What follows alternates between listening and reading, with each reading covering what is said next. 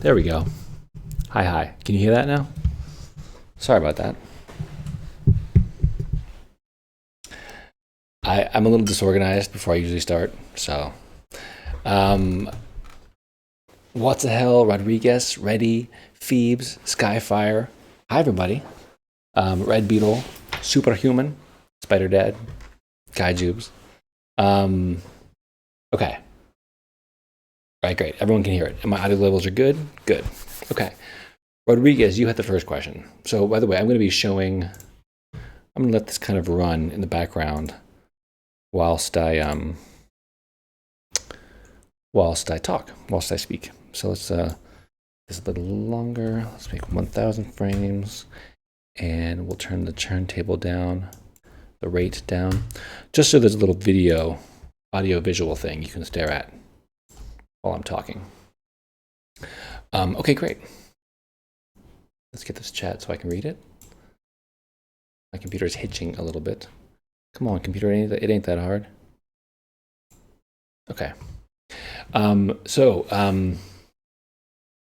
Rodriguez had the first question. What's your favorite Fallout faction, and what seems to be the team favorite Elder Scrolls race?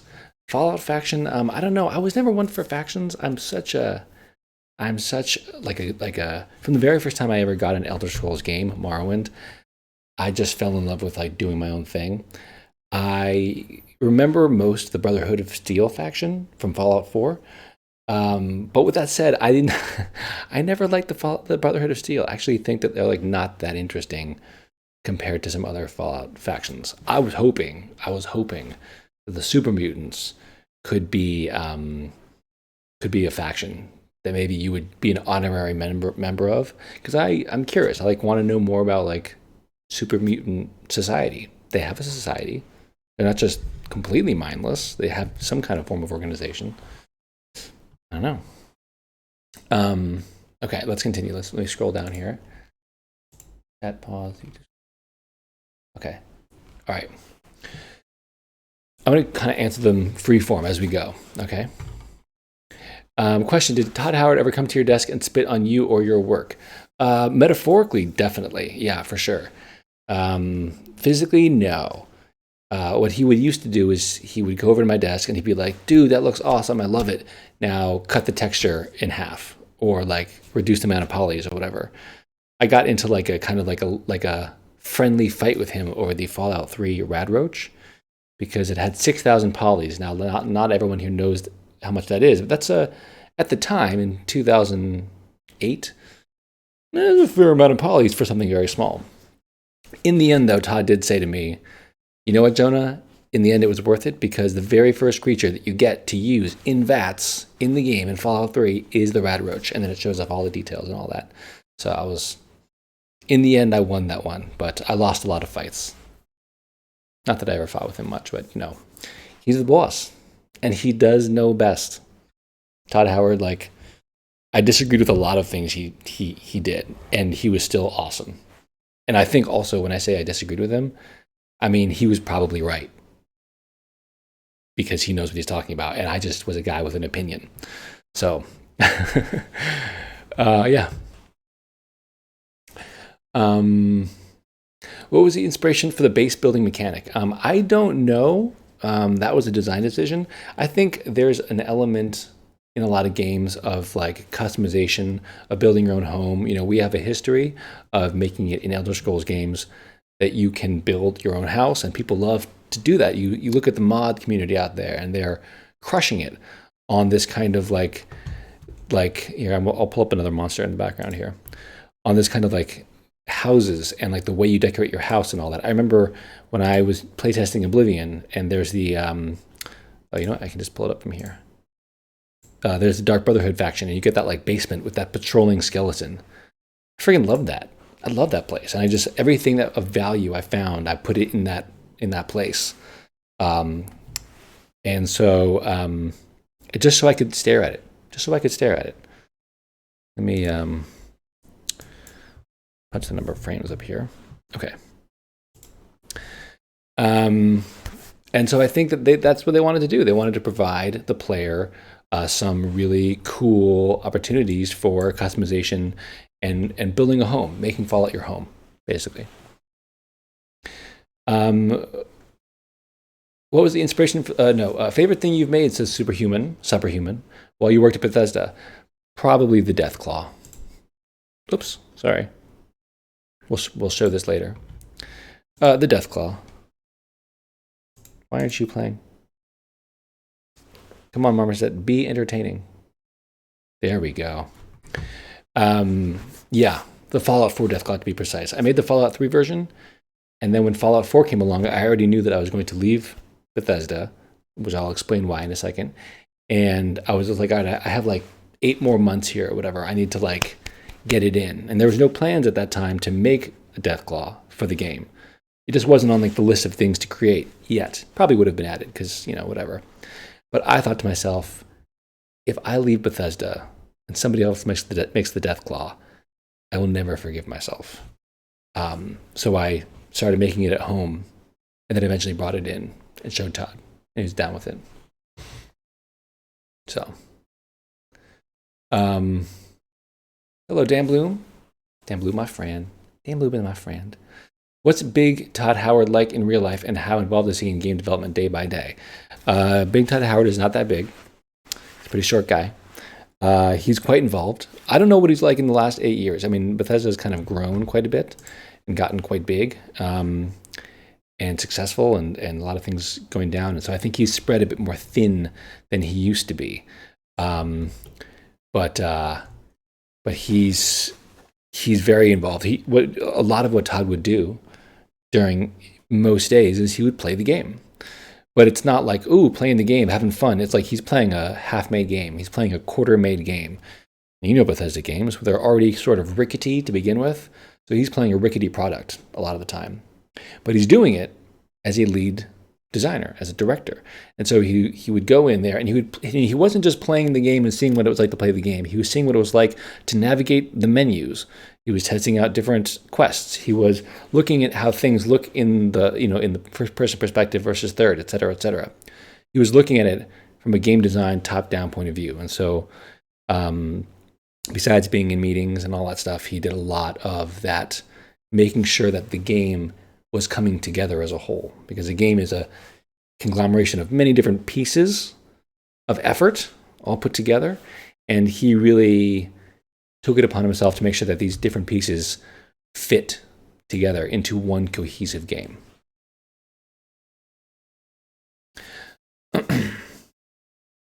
What's the hell? I don't know that question about Piper. I'm afraid. I'm sorry. How do you feel about Fallout being called Elder Scrolls with guns? Do you think of them being too similar? It's hard to say. I think it's an unfair critique. But on the other hand, it is also fair. It's based on the same engine. We made a whole bunch of changes. I mean, spent a lot of time making changes, trying to make it better. But I think what a lot of people don't understand about Bethesda is that it's tiny. Assassin's Creed, the team who made Assassin's Creed, 400 people. Do you know how many people made Fallout 3? I think when we started, it was like 60. By the time we finished Fallout 3, it was like 80. By the time I left, it was around 110, something like that. They're a tiny team. And so you have to start somewhere. The team that made Divinity, Original Sin, are now making Baldur's Gate 3, which I'm so excited about.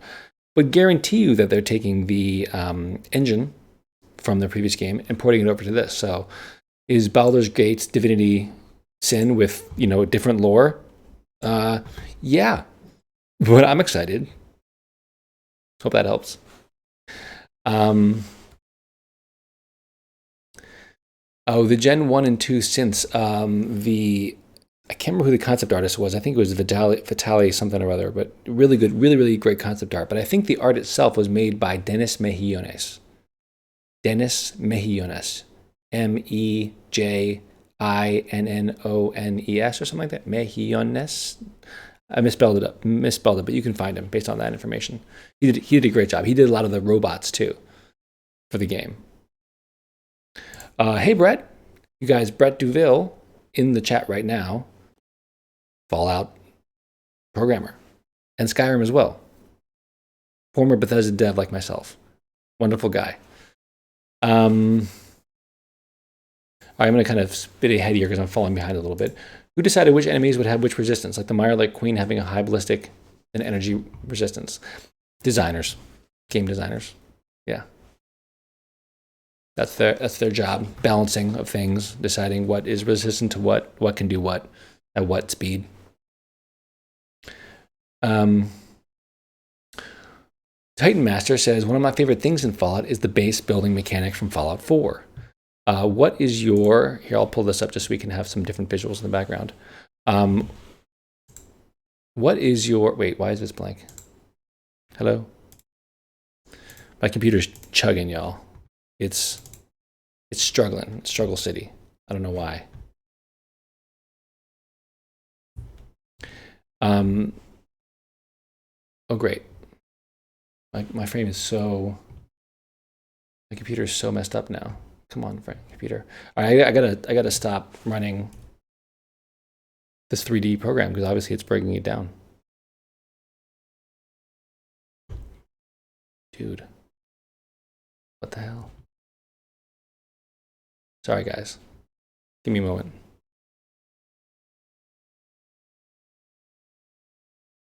Okay, I'm going to pause this rendering engine here real quick because I think it's bringing me down.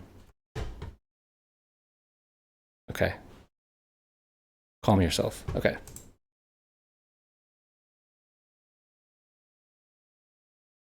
Okay, cool. What is your... So the Titan Master said, what is your favorite memory from making or playing a Bethesda game? I mean, that's almost impossible. Probably my favorite memories in general from Skyrim's development, maybe. I think the first time we put a dragon in the game and we updated the game and it was put in there, but they didn't say anything.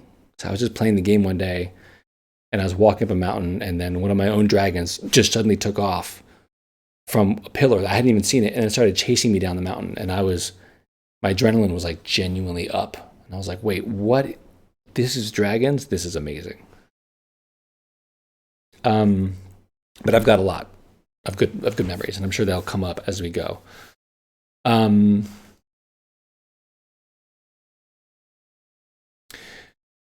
Red Beetle says, I suppose this is sort of a more general question. Obviously, you can only answer for yourself, but I've always wondered how much, say, an artist plays the games they've contributed to. It varies person to person. After playtesting, I tend to not play the games I worked on. You know, once you've seen behind the curtain, it's a little spoiled. Have you tried Witcher 3? Says Chipip. Hi, Chipip. Chipip's member, wonderful member of my channel. Yeah. I didn't try it for long. I really liked it. I thought it was great. It was a little bit too much like Skyrim in the way it played. And I recognized that it would be a huge time sink. And guess who was about to have a baby? This is about a year ago. Well, my wife technically, but I would be involved. So I was just like, you know what? I can't. I just wasn't that interested. It just seemed like it felt too similar. And I know a lot of people actually like Witcher much more than Skyrim, and like that's valid. That's totally fine. But like I was just like, I don't know. I really enjoyed this, but I don't think I'm gonna play it anymore. All right. Can you answer lore questions regarding synths in FO4? So I don't know that much about the lore of the synths because I left halfway through FO4. In fact, I left a third of the way through FO4. I was moved on while the rest of the team was working on the DLCs for Skyrim. I was moved ahead to basically spend my remaining months at Bethesda working with the art director, coming up with a bunch of creatures, trying to help him establish an art style so that when the rest of the art team moved over, they have more art assets to look at and a better sense of what what exactly we were going to create. So I don't know that much about the lore, and I was never a part of those meetings. But people were really excited about them. And when I played Fallout 4, which was so fun because it was the first game since Morrowind that I'd played that I hadn't worked on the whole thing, or at least, I guess since Oblivion. So I worked on a little bit on Oblivion. I really enjoyed it, but I never played the main quest. And by the time I finally played the main quest, I'd done so much other stuff in the world that I actually created a game-breaking bug. And when I was trying to warp into the Institute, I couldn't. It's a little embarrassing for me, being a Bethesda dev.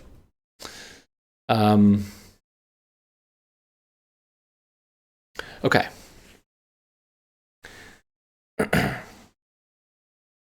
Okay.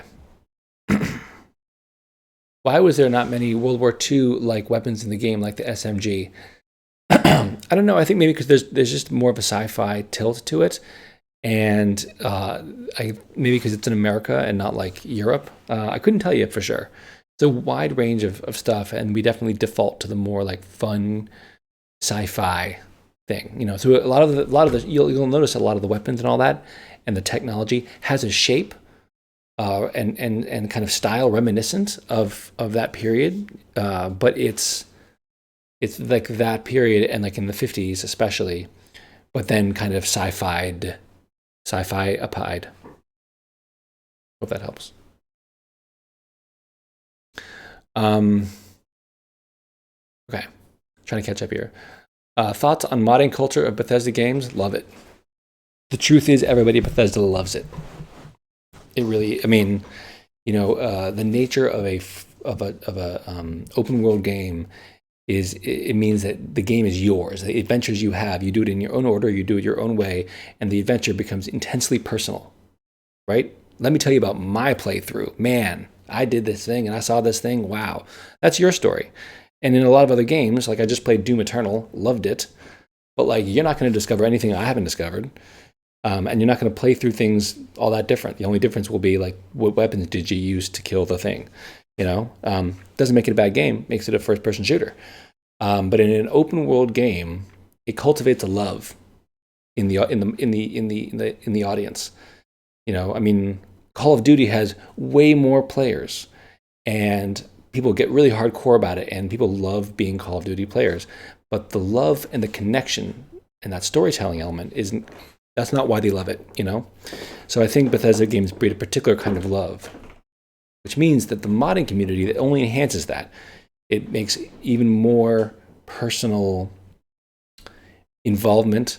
It creates more wealth of information and wealth of fun and you know, ways to expand the experience itself. And I think that's totally invaluable. So everybody at Bethesda and myself love it. Only thing I don't love is when people re-release my textures and my creatures with like a color tint and like a noise filter, and they're like new, improved, high res, and I'm like, nah, get out of here. Come on. Yeah. All right, let's keep moving through here. What I should do is I should create like a slideshow. That's what I'll do. That's what I'll do right now. I'm so brilliant. I'm such a brilliant guy. Hang on, this is great. I should have done this beforehand, but I'm dumb. Okay. Here we go.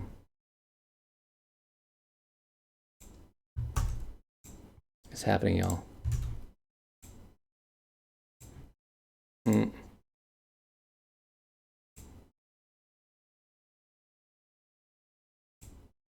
Add directory. There we go. Okay, guys, it's gonna happen. Okay. Where is my image show and tell? Aha!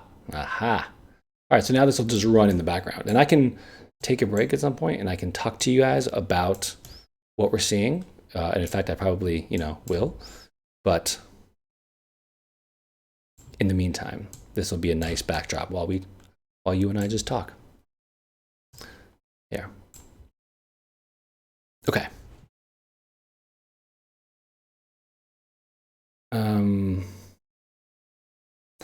Brett Duville, a former Bethesda dev, says, "Yeah, I've not played any of the BGS games post-launch." Yeah, that's how it goes. What is one or two things you'd like to see added to Fallout 5? I would love to see a super mutant faction, and I would love a chance for the player to really meet the super mutants. And I think what Fallout 5 needs is it needs it needs something like the dragons, and I don't know what that looks like, but it needs a unifying thing. I think the dragons weren't just a fun thing in Skyrim. I think they were a brilliant marketing tool because suddenly Elder Scrolls 5, unlike the other 4 Elder Scrolls, wasn't just about going anywhere you want and doing what you please. It had dragons as the centerpiece. You know, when you think Fallout, Skyrim, you think dragons. When you think Morrowind, you think like Dark Elf and mushrooms and all this stuff, and that's great. Again, and the environment, the place Morrowind really sold the game Morrowind. But I would like to see something that's like a memorable, unique, new thing. I don't want to see a ton more quests for the Brotherhood of Steel. I'm a little played out on them. Do you know what I mean? But I would love to see the invention of something new. And I think Bethesda's earned the right at this point, you know, to really do things that go beyond the original scope of Fallout 1 and 2.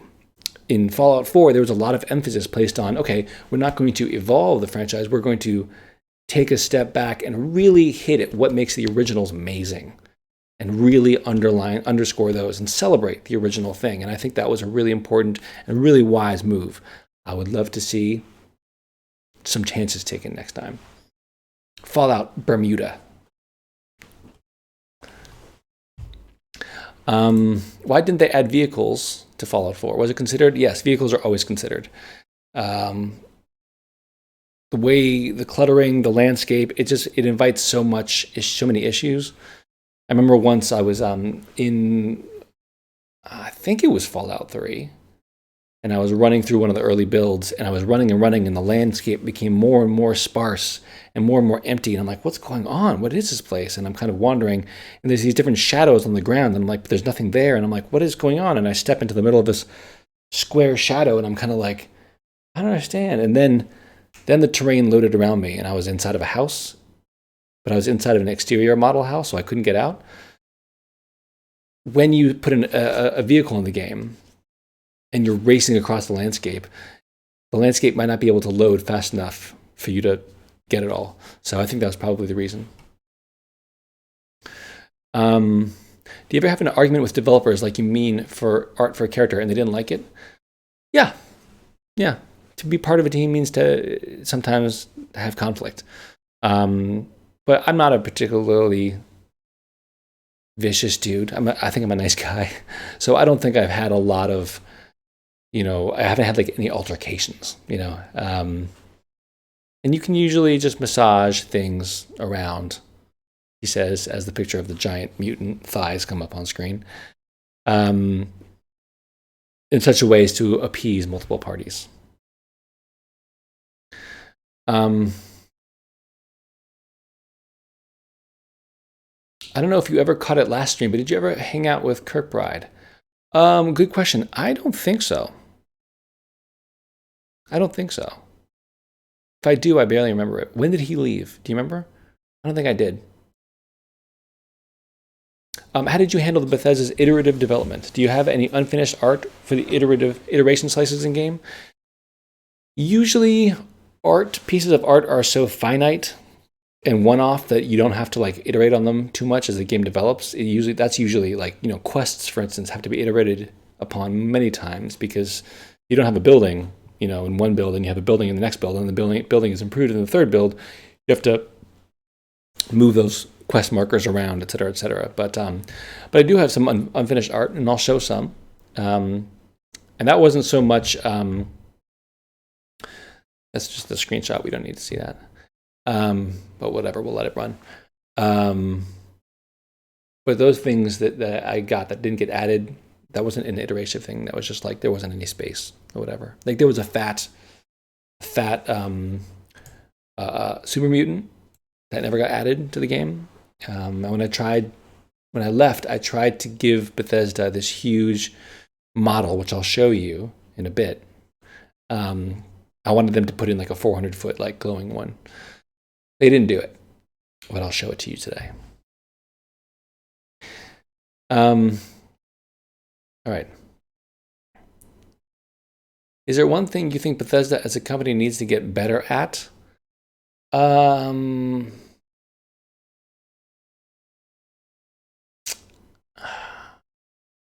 I think I might plead the fifth on that because it sounds like criticism. I think that the mistakes that they made in Fallout 76, I don't think they'll repeat that again. So I don't think they need to like improve on that because I think they already know. I don't know. I don't know. I think you know what? I'm almost too close to that question, and too far. I'm too close because I worked there for long and I got involved in the company politics and liked this person, didn't like this person, etc. And also, it's been like 8 years since I left. I went back there like 3 months ago. The place looks amazing. I just had dinner with some friends, lunch with some friends during the workday, but I got some like the scoop on what's going on in there now, et cetera. And it's not all great, you know. So I'm both too close and too far to answer that question. I think you can answer that question better than I can because you're the objective player.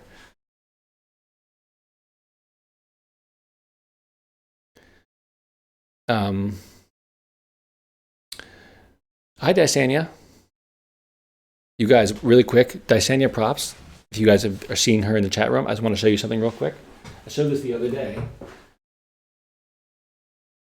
She's a prop maker in Puerto Rico. She's amazing. And look what she made me. Look at that. How stunning is that? So if you're not following her, she's going to start streaming during this quarantine break. Join up. You're not going to regret it.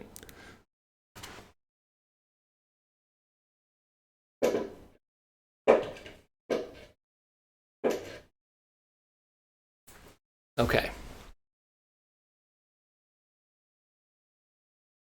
Thanks, Msani, who says Fallout 3 is one of my absolute favorite games. Thank you. How does importing art to the Creation Kit engine compare with other major tools you've used, and how similar is the internal one to the version released publicly? I don't know what the public version is like because I've never used it. I think they're pretty damn similar. I think they're pretty damn close. And what do I think of it? It's not awesome in terms of the importing, exporting, etc. It's an incredibly versatile platform that allows Bethesda games to be more versatile than a lot of games out there. So you can't like hate on it completely. But from a user perspective, yeah, it leaves a lot to be desired, for sure.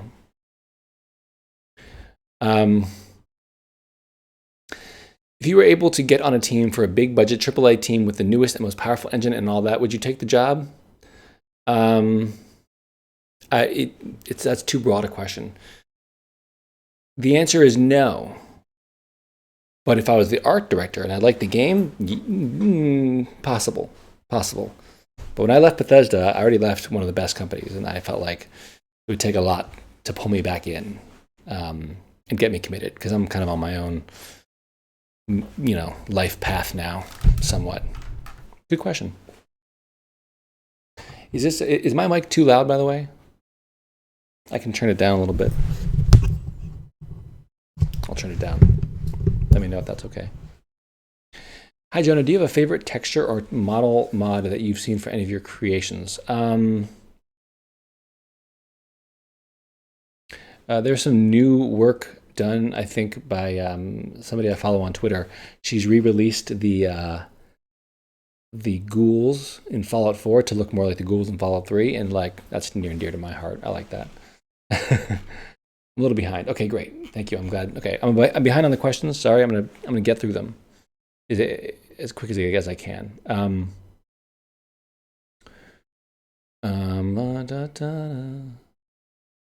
Is there a certain kind of feeling you get seeing a game you've worked on come to fruition and seeing people post about the game overall or model you've done? Yeah, definitely. Love it. But it's also a mix because it's like both makes you extremely proud, and people don't necessarily know that you worked on it. You're kind of like behind the scenes person, and I think there's nothing inherently wrong with that. But I am just vain enough to be like, no, you should know my name. You should know it was me, Jonah Loeb, that's ridiculous. But in short, the answer to the question is hell yeah, it's great. It's great, and I'm very, very lucky to have worked on the games that I did.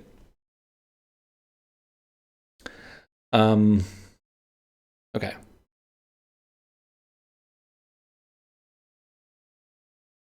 On the modding topic, what are your thoughts on things like the Creation Club and paid mods? It's that's tricky. Uh,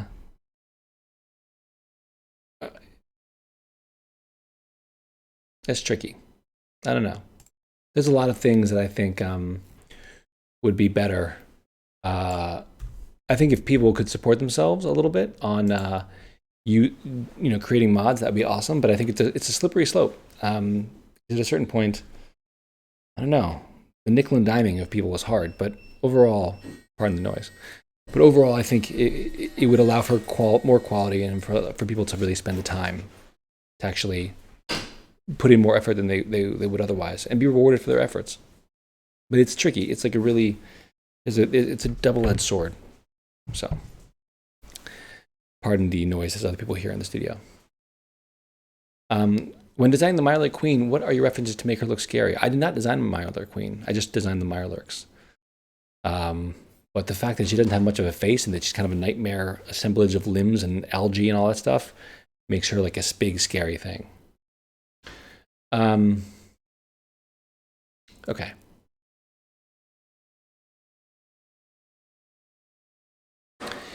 Any advice for an aspiring artist like yourself who is currently in art school? Yeah, focus on the art. Enjoy the process of art. Enjoy the process of learning. Engage with color. Engage with concept, line, form, shape.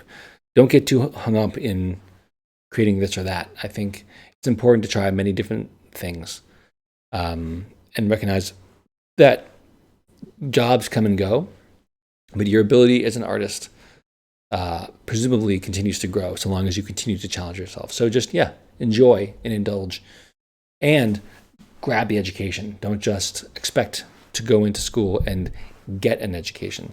You have to ask the questions and reach out and talk to people. And if you're curious about something, you need to take advantage of it because school is it's a finite amount of time. It takes a lot of money, and you need to take advantage of that time and not just be like, oh, I'll go in there and somehow I'll magically emerge a butterfly.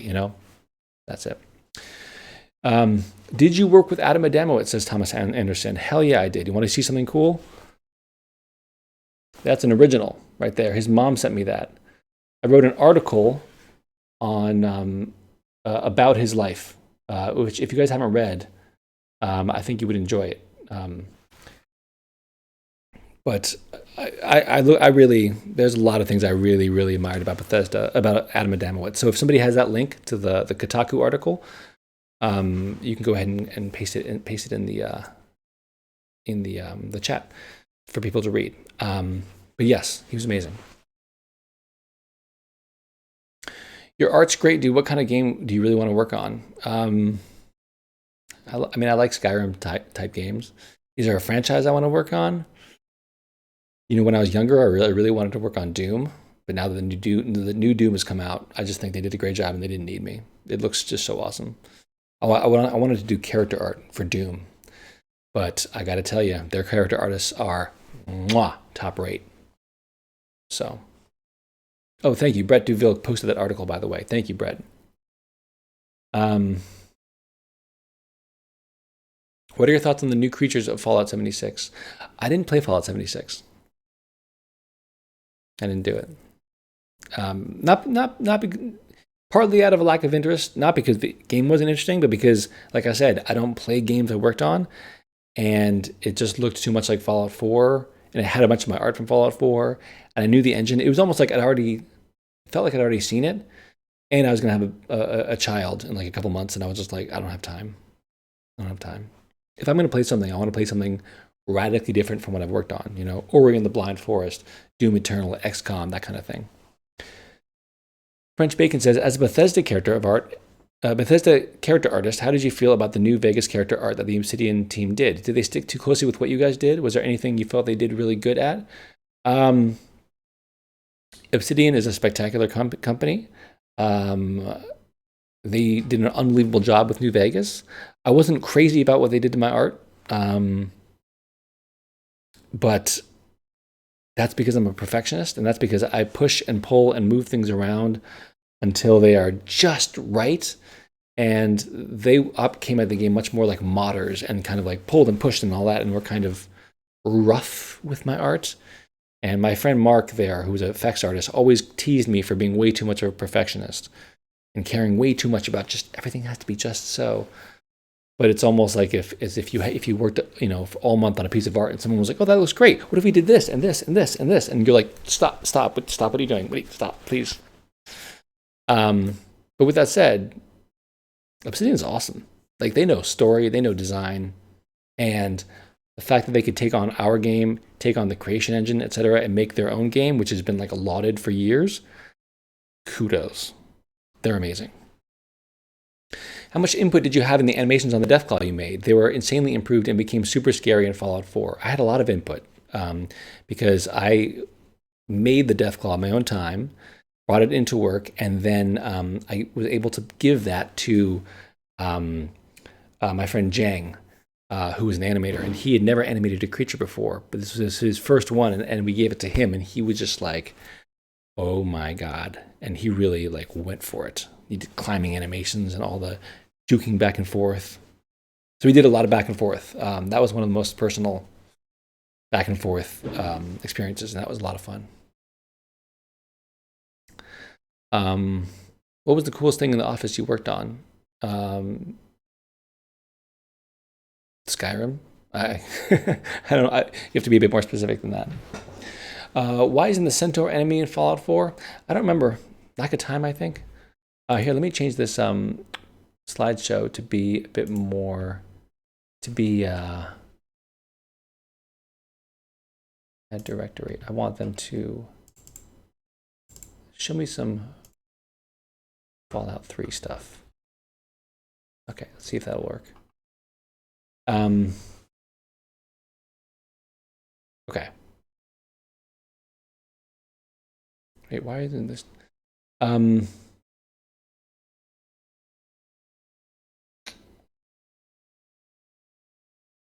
Okay.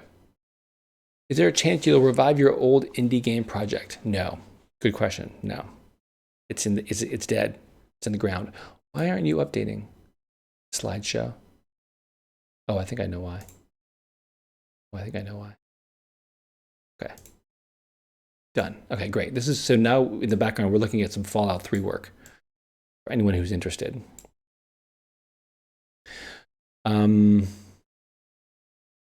Was selling models in Unity Asset Store worth the trouble? No.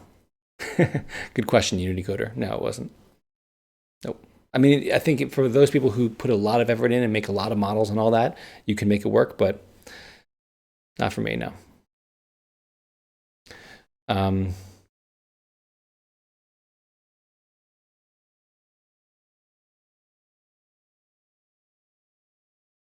Sorry, I'm trying to catch up here. What's the scariest creature in the game to you? Mirelurk Queen. Yeah. Automotus says, Jonah, I heard Bethesda loves to work off of concept art and anything that transmits the feeling for the game rather than the design documents and such things. Did you take part in any of this? And how effective did you think this approach was compared to whatever else you've dealt with? I mean, listen, that's what I dealt with. I don't know much more than that, than what you just said. I know I worked in the way I worked. Listen, being a character artist, I loved working from concepts. I think it was great. I think it's important to work off the spirit of a thing and at least derive some things from that. Yeah, I know it's kind of a hard question. Like, did I take part in the concept art? Yeah, kind of, a little bit, but not that much. I mean, I did a lot of talking to the concept artist, but yeah. Okay. What is your opinion on the models and things like that in other AAA titles like Halo? I think they're awesome. The only character models I didn't like in a game was for Dead Space. I just felt like so much of that franchise was spectacular, and I just never thought the character art was that great. What's the grossest thing you ever designed? I guess I'll show you if I can pull it up. It may be this. It might be the Mirelurk King. All right, is my computer going to crash? He's just like kind of the way he's built is just, there's a lot of grossness going on in his body. I loved making him though. I really loved making him. I went a little overboard, maybe, but hashtag no regrets. But probably the grossest thing I ever made was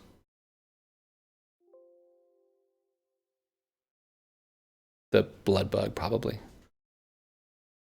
I mean, just in terms of just kind of revulsion, hard to beat it, in it.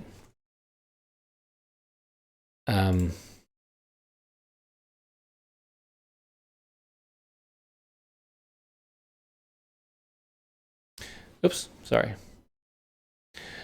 I wonder what the Fallout 4 Mirelurk King would look like with animations more similar to the Fallout 3 ones. I know you said something about you intended it to walk upright like them on Instagram, I think. Yes, that's right. I intended for them to walk upright. They have the way their skin hangs and all that stuff. It's supposed to look regal. I thought they were going to animate it like the Fallout 3 version, like tall, intimidating, upright. He's a king, after all. You know, a Mirelurk king. But I wasn't working there anymore. I left. And so when I got animated, they animated it with this kind of like frogish hopping thing, which was cool, which was scary, but it was I didn't think it was befitting a king. That's all. It wasn't what I thought it was going to be. Lucian says, when designing creatures for games, it is usually artists creating creatures and then writers giving them lore background, or is it the writers asking the artist for a creature matching certain descriptions? The way it works is a concept art, the art director and the designers come up with a list of monsters they want. Then the art director and the art director instructs the concept artist to create something cool. And the concept artist creates anywhere from 1 to, in the case of the dragon, 32 different sketches or drawings to try to capture the feeling of that. And then that is brought to myself or any one of the other character artists. Sounds like there's a dog in here. And our job was to then create that, interpret those drawings into one final model. So in terms of lore and all that, a lot of that is given by the designers. In fact, most of it is. However, in creating something, I usually take it upon myself to create a bunch of kind of like curious details about a thing that imply storytelling and imply like that there's more kind of like going on there. So I will sometimes create a model, make a piece of art, make it in a very particular way. Sorry. Make it in a very particular way, and then I will notice the designer go back and kind of tweak some things to match the model, which is always very cool. Makes it much more back and forth. Thoughts on the Outer Worlds? Haven't played it. Haven't played them. But it looks cool. I mean, listen, I love Obsidian. I think it looks like exactly the retro futuristic thing that we all love and deserve. Here, I'll just bring it in close so you can see them up close. How many hours a week do you draw? If everything's going well, like a whole bunch. Does that answer your question? But in the last, year since I've had a kid and since, there's been a global pandemic and that kind of thing, not that much, but I'm getting it back. I'm pulling my way back. Thank you, Real Mother Fluffer. Here, I'll show you the Deathclaw. And then, yes, I can show you the super fat guy and everything like that. Oh, you know what? I have it here. Deathclaw. Okay. What's your favorite animal, and how do you want it to be radiated or mutated? Good question. Gosh, I've done so many mutations in my life. I'm trying to think of what's a good. Here, let me slow this turntable down.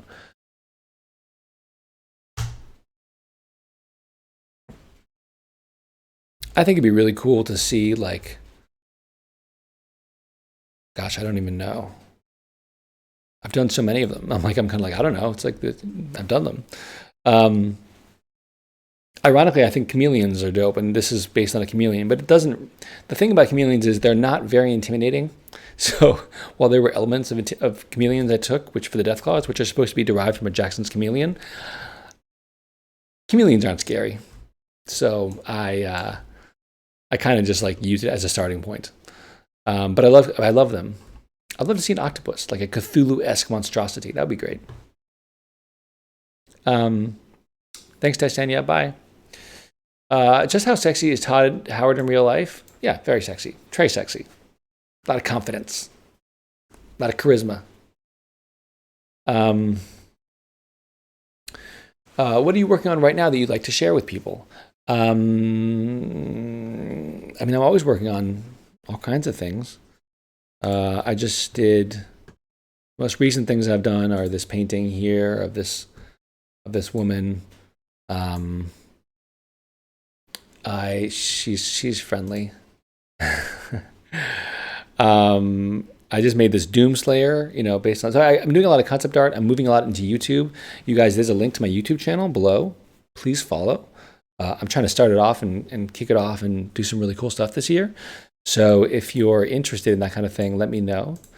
Or you know what? Don't even let me know. Just hit follow, and you'll be part of it. And it would mean a lot to me for you to do that because I'm trying to get this thing started in a big way. So the link is below. Click on it, hit the follow button, hit the subscribe button, ring the bell, all that stuff. Mwah, love you, thank you. So this was basically, this creature here is, it's from Doom, or it's not from Doom, it's based on the Doomslayer, this guy, but it's a demon version of him. And so this was kind of an exercise I did. And you can watch it come together on my YouTube channel, etc. I'm also working on a fantasy series. That is actually the original reason I left Bethesda. So back to Phoebes' question. I get asked this all the time. Why did you leave Bethesda? What an awesome gig. I think Brett Duville, who's in this channel now, can answer it the same way. Life is long. A lot of things you want to do in life. And it's really cool to be in one place and to work on these games that shipped across the world. It's amazing. On the other hand, I leveled up in a big way when I worked at Bethesda. Over the course of working there, I learned a ton about game development and about character art and 3D modeling and sculpting and all that. And it was great. As a general artist, which is what I am, I kind of plateaued at a certain point. This 2D art that you're seeing here, I didn't do that. I didn't do any 2D art. I did all 3D art. And so I just totally fell behind in an opportunity to grow in all these different critical ways. And I just wasn't going to get them at Bethesda. I wasn't going to get that in my life. And so at a certain point, I needed to leave. But here, let me just open up some pictures here. These are expressions for Fallout 4 Super Mutants. This was my hope, was that they would be humanized further and we could make them more into characters. But a complete question to your answer to your question is, I'm from Maryland. Since I turned 7, I've lived in Maryland. Bethesda is in Maryland. In fact, Bethesda is 20 minutes from my mom's house. I went off to college, and when I came back, I moved back home, and then a year later, I had a job at Bethesda. Great. So convenient. Had my family right there and everything. But as a person, just like as an artist, over the course of 7 years, wasn't growing in the ways I needed to. It wasn't going out there, wasn't having adventures, wasn't challenging myself as a human. So what was one thing is A, needed to get out of Maryland. B, my girlfriend, who's now my wife and the mother of my child, had moved to law school in New York. And after 2 years of being apart, I decided, you know what, that's it. I want to move to New York. I want to move to Brooklyn with her. I want to pursue different art styles and different careers and all that. And I needed a change, and I want to be with the woman I love. So that's why I left. And the third reason was I wanted to write a fantasy series of books. I thought it would only take me a year because I'd actually written this book series 5 times as a screenplay, and thought it would only take a year to make it into a book. Ha ha ha ha. It took me 3 years and then a 4th year of editing. I did get a book agent, but in the end, it didn't work out. And she left the industry a year after that. So even though she couldn't sell it in that first year, then she left. And so then I was like, oh crap, I don't know now I don't have any representation. So right now I'm doing a lot of contract work. I'm bigging up my YouTube channel. I'm selling video courses. I'm going to Comic-Cons. I was going to come to a whole bunch of Comic-Cons this year. I was supposed to come to Emerald City Comic-Con, Seattle, DC, Philadelphia, Toronto, they're all getting canceled or postponed. But then I'm using this opportunity, this time, to work on my fantasy series. So the first book is done. My book agent helped me divide it into 2 books. Now it's 2 books. So I have 2 done books, and there's supposed to be 4 more in the series. So I'm spending this period doing art education, exploring different kinds of art, and prepping my opus, which has been going on now for 15 years. So one day it will come out. That will be great. Can you give us a little snippet of Elder Scrolls 6? Nope, can't. Couldn't do it even if I knew something about it, but I don't. I really don't. And I haven't asked, to be honest with you. I actually kind of want to be surprised. I want to buy Elder Scrolls 6. It won't have my art in it, but like, dude, how cool would it be for me to finally play an Elder Scrolls since Morrowind that I didn't work on at all? Oh, I want that. So that's the question of why I left. Can we hear a little bit more about the Alvani? I don't want to spend this time plugging my book series. I would love to tell you about it. Hit me up on social media, on Instagram, on Twitter, etc. Really happy to share. I've been sharing the book chapter by chapter. I just released the 8th chapter on my Patreon. So if anyone is interested in that, that'd be great.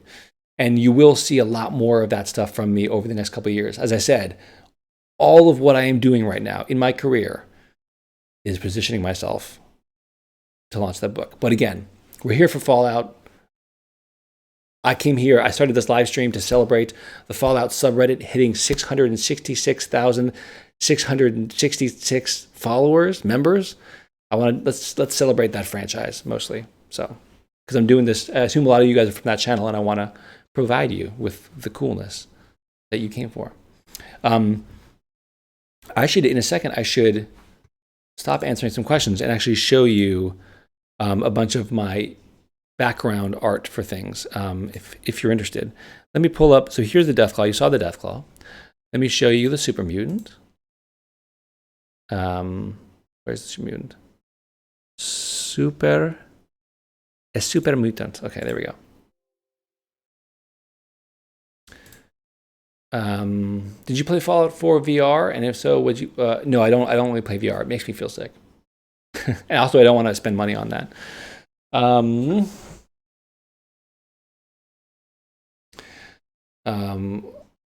Did you play? Do you have any fun Todd Howard stories you can tell us? I'll tell you one, which is just that I like this. It's that. Yeah, let me slow this down a little bit just so it's a little bit more smooth. When I created the Fallout Deathclaw, and I worked on it at home, and then I brought it into work finally one day. Todd Howard liked it, and then like 2 days later came over to me and was like, "Hey, we liked it so much, we're including it in the vertical slice of the game," which is great.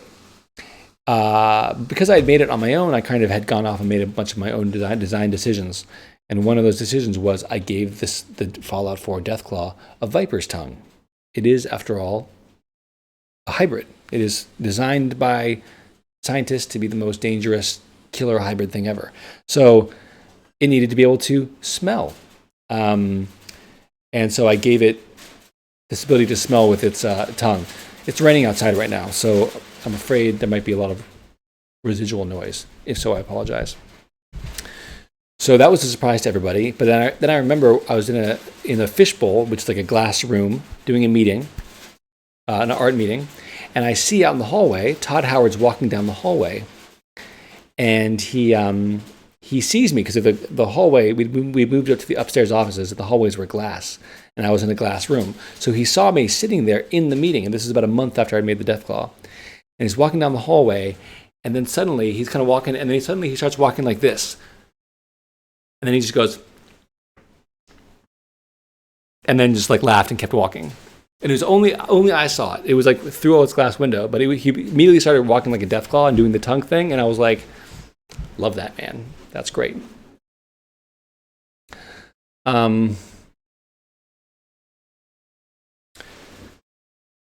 Da, da, da, da, da. Any tips in terms of writing? Sounds like you have a dedicated series planned. Thank you, Aelthwin.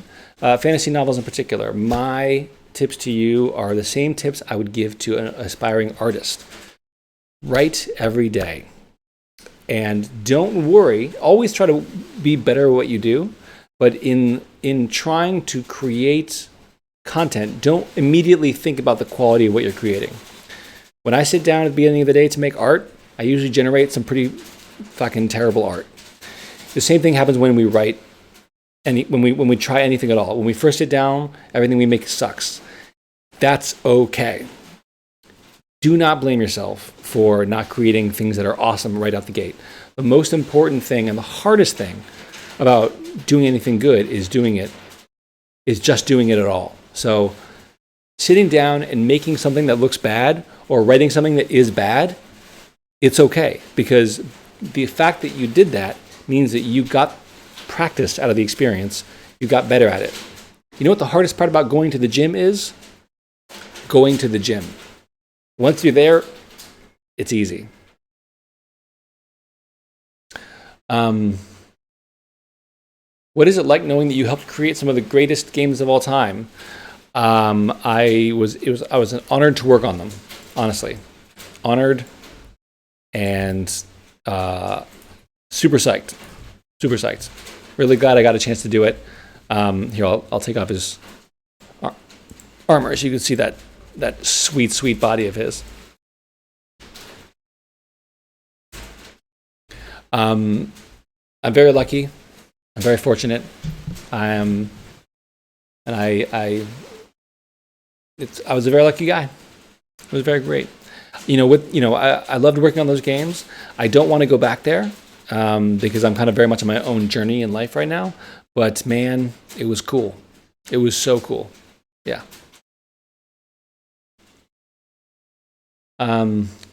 Does being part of making a game take away from the experience of playing it post-launch? Yeah, definitely. Yep. That's why when I finally finish a painting, I don't usually like to look at it. Was there any kind of little secrets you put into a model that made it into the game, like a hidden third eye or something random? Sure. I'll show you. Let's see if I can grab a hold of this really easily.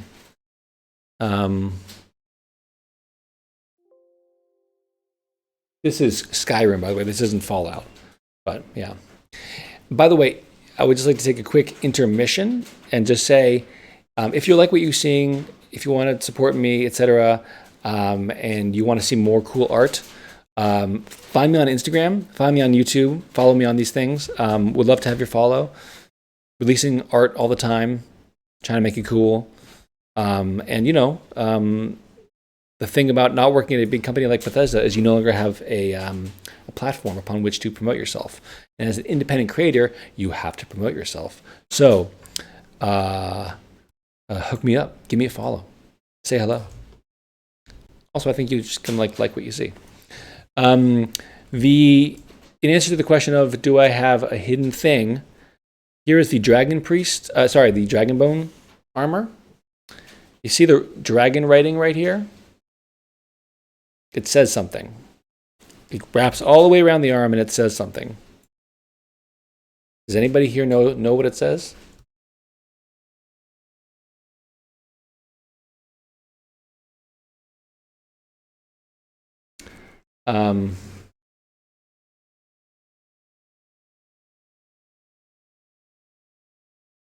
Oh, thanks, Shapip. Thanks for the Patreon join. You're amazing.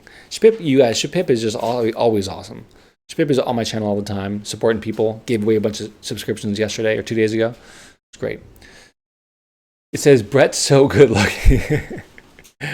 Gemini Arc is correct. It says my name. This here says Jonah Loeb. I just straight up vandalized my own. I just signed my own piece of art. Here's the Dragon Priest masks, by the way. Different. I've been updating them a little bit.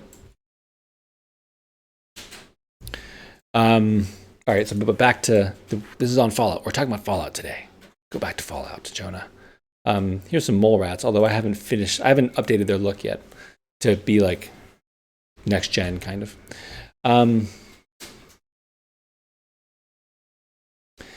Automotive says, Jonah, is there a specific line between the characters that splits them into memorable and generic, or everything should be special?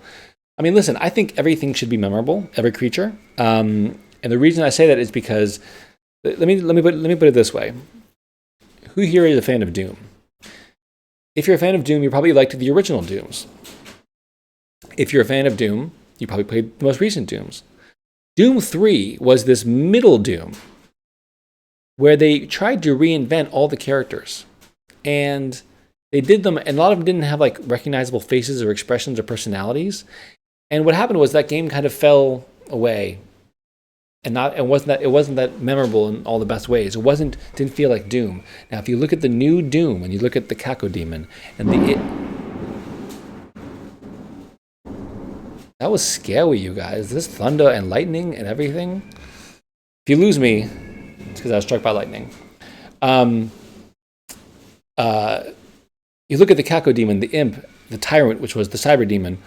All these characters, they look just like the old versions of themselves. And the old versions of themselves were loaded with personality. And so it's what makes something iconic matters. What makes something memorable matters. And so I think nothing should ever be generic. That's why I made like the Fallout 3 ghouls so weird looking. They're not supposed to be generic, even though there's a zillion of them. They're supposed to look like there can be a lot of them, you know. And they're not like all. They don't have to all be unique. But as a character, you will always remember what the Fallout 3 ghoul looked like and how it made you feel, because I worked hard to give it a specific personality. And that's what I really liked about the new Dooms, is that they went back to the old Dooms and they were like, what made these characters great? Because the Cacodemon, the Pain Elemental, the Pinky Demon, these are icons and they should be treated as such.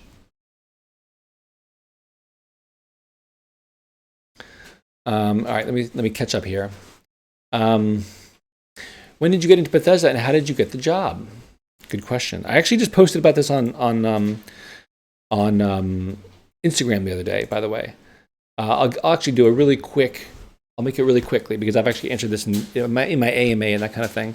But I applied to Bethesda 3 times before I got a job. Once between my junior and senior year of college, didn't hear back. Once when I graduated college, didn't hear back. Then spent 8 months refining my portfolio and making it mo better and making it, just work much better. Only then did I end up getting a gig there after I did an art test for them. And if you look on my Instagram, you'll see one of my latest posts shows you the art that I did. By the way, this picture is a pretty generic picture of a Deathclaw, but it's special to me because I printed this after I made the Deathclaw, and I printed it on the work computer, and I hung it up in the art hall, and then I left Bethesda. And then I didn't realize it, but this picture stayed up in the art section of Bethesda for the entire time the game was being made. And at the very end, when they were taking things down to throw away, my friend Mark salvaged this print and had everyone on the team sign it. And then he gave it to me. And I don't have it here because I don't trust people not breaking into here and stealing it. But I have a framed picture of this, but you can also see a picture of this framed, signed by the whole team. And I have it in storage right now because it's too precious to put up in my office. Okay.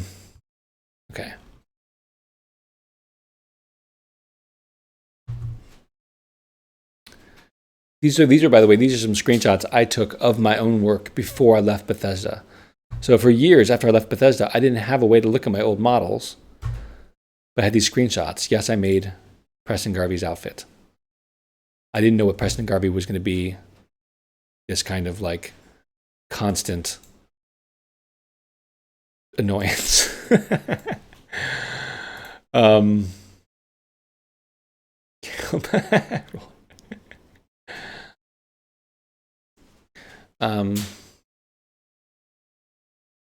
Okay.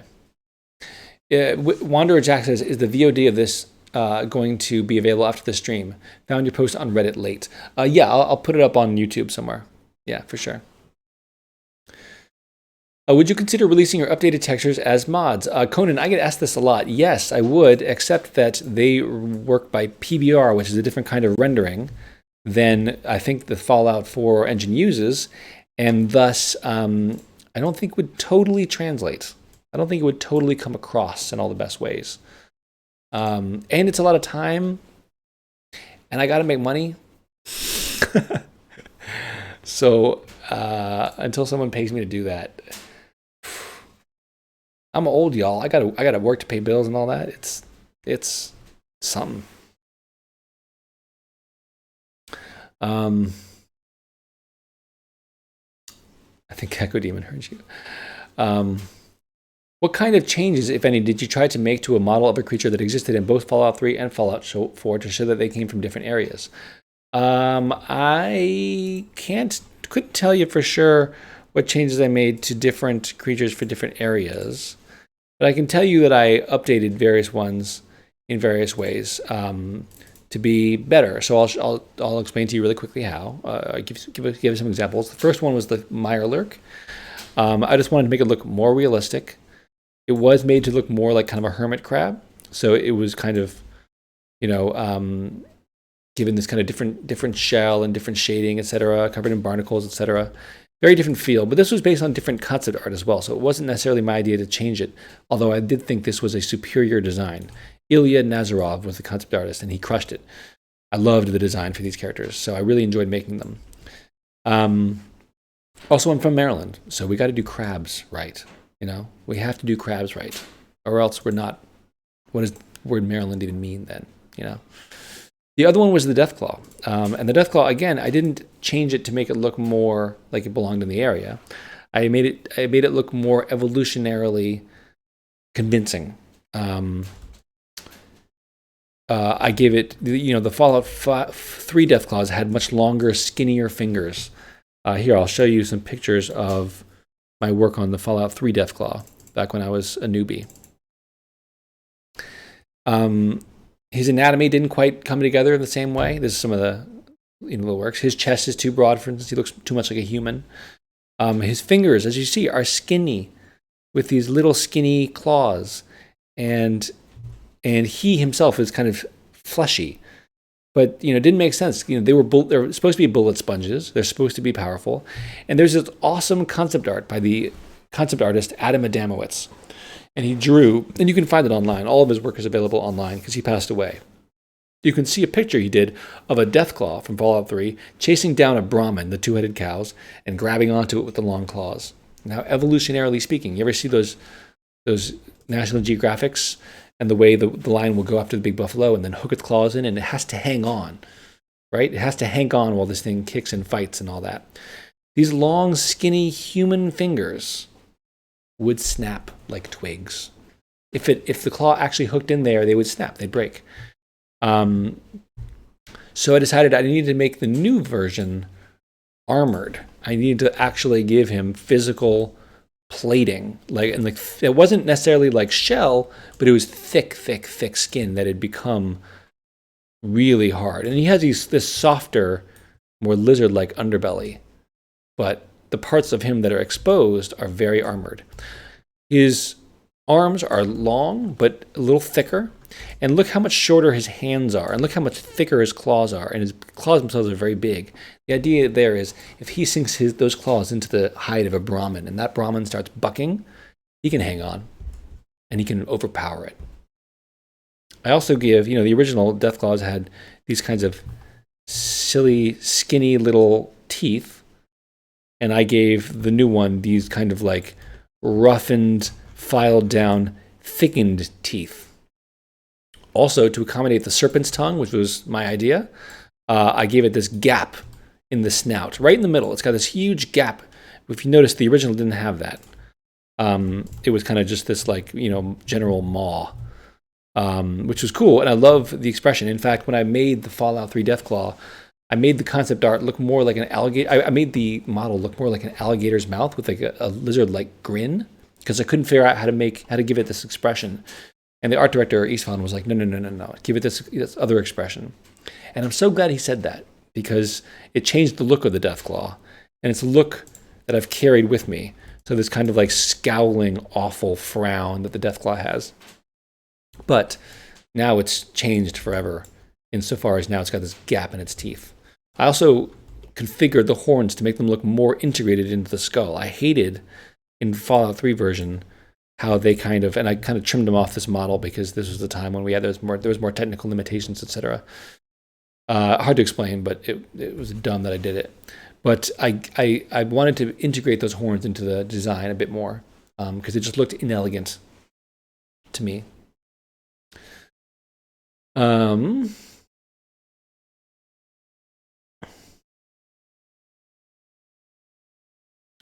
Are there any corners you had to be cut for your models to get them to cooperate with the engine of any games you worked on? If so, what are some techniques you use to meet performance requirements while maintaining quality? Yeah, the Skyrim Dragon, when I first made it, they told me to not mirror anything. They told me to keep it super high res, 4096 textures, etc., which I thought was aiming too high.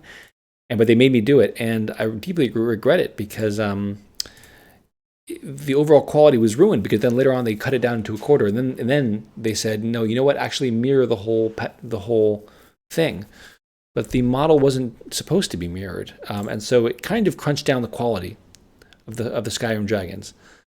I wish that they hadn't asked me to do those things because the dragons would have looked better if we'd gone in knowing more right off the bat. Do you like that the loading screens have the 3D figures like what you're showing us? Yeah, I love that. I posed some of them. I love that aspect. It's great. Hey, Jedi. Nice to see you. Foffy's Grimshaw says, okay, I have a challenging question. Do you get tired of being identified as an artist for Bethesda? And do you want to be known for more than just that? Wow. Foffy. That is hard hitting. Yeah. Yes. Great question. And the answer is yes and no. I am, as I say, and as I often say, I am immensely lucky to have started my career at Bethesda.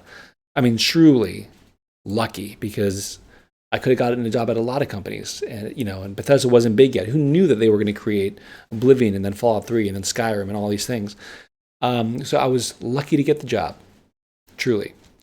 And I love those games. I love Bethesda games. So I love that my name is always associated with them.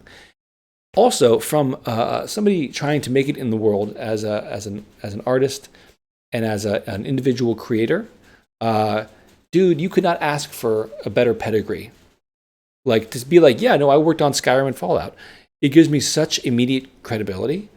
So I can never stress. I can never ever talk bad on that ever. Because that's like biting the hand that feed you, and that's like rejecting that which puts you in the position you're in now.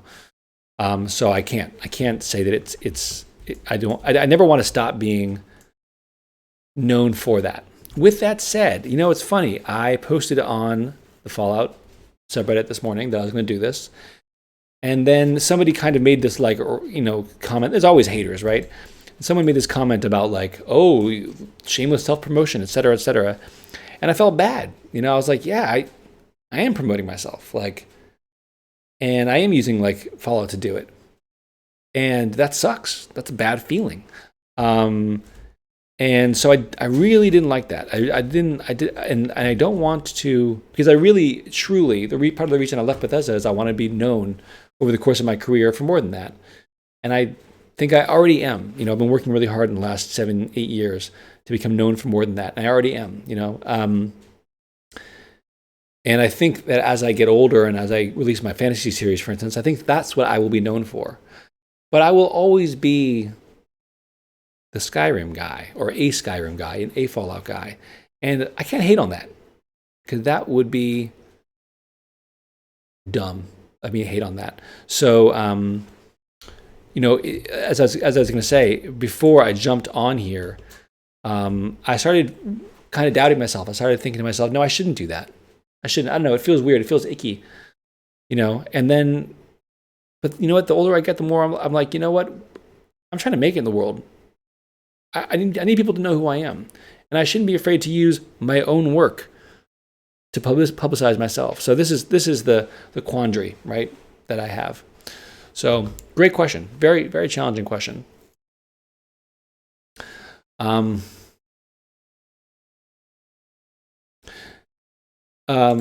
Oh, Phoebes, that's a tough question here. I don't know why the hell I'm going to ask this. Maybe because I'm just wrong. But in opinion on people rule 34ing your Deathclaw. Man, yo, I don't know what's up with that. I don't know. But people are turned on by the Deathclaw. And I'm not going to yuck someone else's yum. And listen, I love it. I think it's beautiful. I don't want to F it. But if other people want it to, hey, I guess that's good news for me. So what's my feeling on it? It's a little weird. But what is the internet but for self-expression?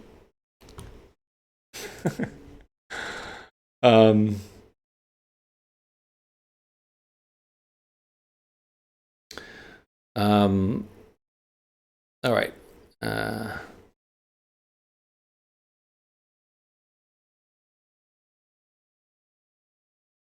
So what's the deal with Vault Tech? I don't know. You got to be a little bit more specific than that. I don't know what do you want? What do you want to hear? I don't know what you want to hear. What's the deal? What's the deal with Vault Tech? Okay, let me show you some more behind the scenes stuff. Fallout 3.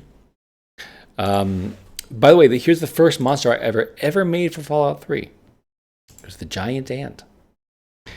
And I remember on the schedule that would be announced in the team meeting as we started Fallout 3, one of the things on the list was begin giant ant construction. And I was like, well, that's fucking cool. I don't know what that is. And then they're like, you make giant ant. I was like, what? Jiggle what? Okay. So I used a lot of photo reference for the texture. These are photos of actual ants or insects or whatever that I think this actually may have been a roach's butt, but I put it on there because I didn't know much about texturing back then. But I think I did a good job with it. I was really happy with it, especially this abdomen, etc. And then Todd Howard brought me in after about a year of employment or 2 years of employment, and he said to me, the giant ant that we have for Fallout 3 is the best model that's ever been made at a Bethesda game. I was blown away. Because also it was just an ant. But that will always be a high water mark for me. Just the fact that I got to do it. It was like, it's an ant. It's like the lowest unit, of anything. It is your little drone in StarCraft, etc. It is the most basic thing, but the most basic things in a game should be really, really cool. Again, I'll use Doom as a reference. The imps, they're the most basic unit of Doom monster. They're the coolest. They look great. So I was really psyched about that. So this is the ant in the game. Okay, sorry, trying to catch up here. Oh, I'm way behind. You guys, I'm sorry. If you asked me a question a couple minutes ago, you might have to ask it again. I'm going to skip ahead to the current mode so I'm not constantly behind.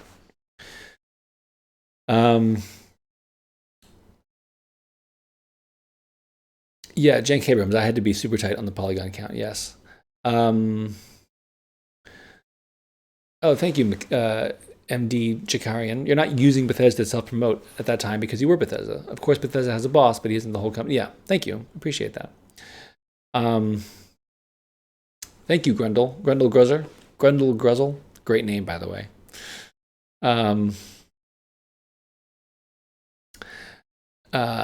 What was your inspiration for the dragons? I know Benedict Cumberbatch.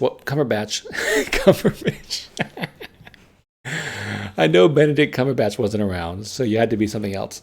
Herons, Cumberbatch, herons, sun lizards, ostriches, raptors, alligators, bats. Those are the main ones. Here's some pictures of the ghoul being made. So the proportions are not correct yet. You can see that he's got a lot more mass in these pictures, right? But I started from something more human, and then I worked down. These are the pictures of the things being made. Any tips for someone trying to start building 3D monsters today? Yes, start simple. Make a monster out of a circle. Make a monster out of a square. Truly, because silhouette is important. A lot of people would get really wrapped up in making all these details. Ooh, I'm going to give it fangs and claws and scales and all that stuff. And it's like, you know what? Slow your roll, man. What's your basic message? What is the feeling of this thing? Get that across. Start simple, because you can do a lot of cool things with simple shapes.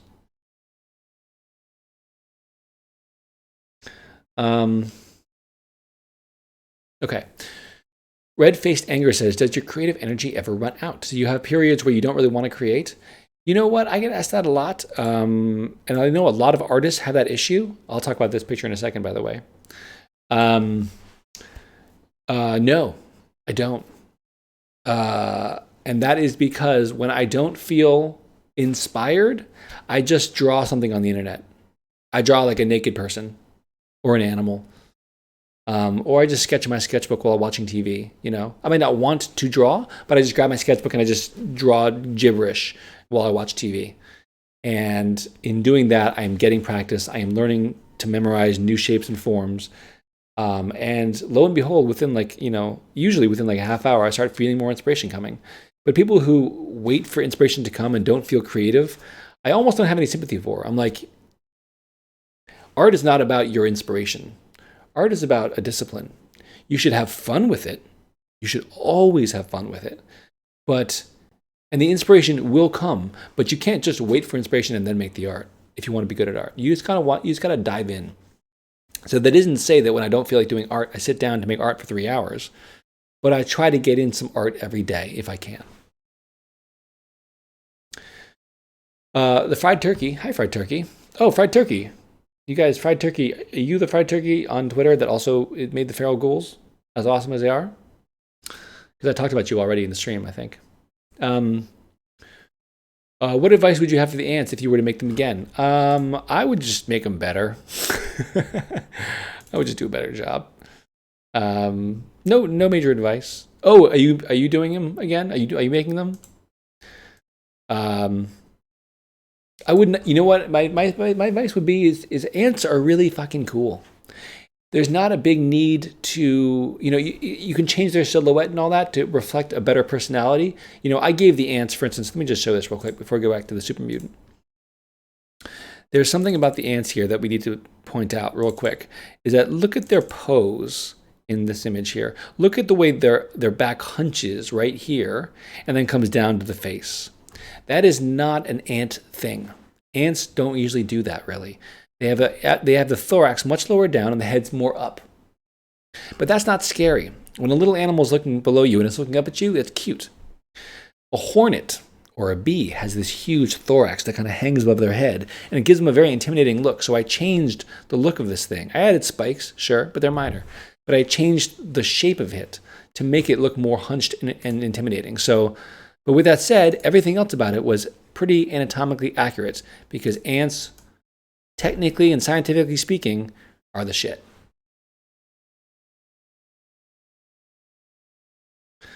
Boncom, do you think that Bethesda gets a little too fixated on certain parts of the Fallout series?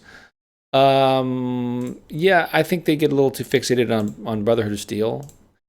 Brotherhood of Steel are a bunch of zealots, and it's hard to engage with zealotry because it's so straightforward, and I just don't think they're very interesting. Yeah.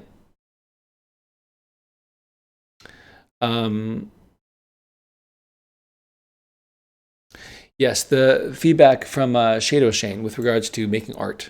The biggest trap everyone falls into is getting into the details too early. Yep, agree.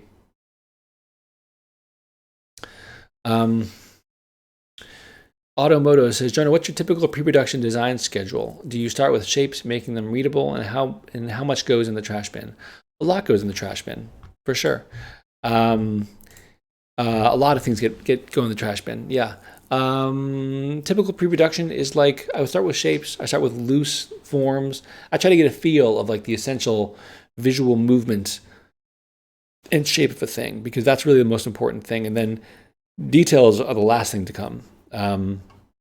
So I'll do that. I will also reference real life things, because you can't grow as an artist if you're not constantly looking at the real world. The idea that we don't have to draw anything from the real world, that we can just express what's in our own head, leads to very derivative and very samey art. So, yeah. Yeah, Jank. Oh, that's cool. My dad started keeping bees. Oh, that's awesome. I love bees. Um, yeah, fried turkey. I talked about you already in the stream. I said you were doing. I love that you were doing that. You did the feral ghouls the way you did.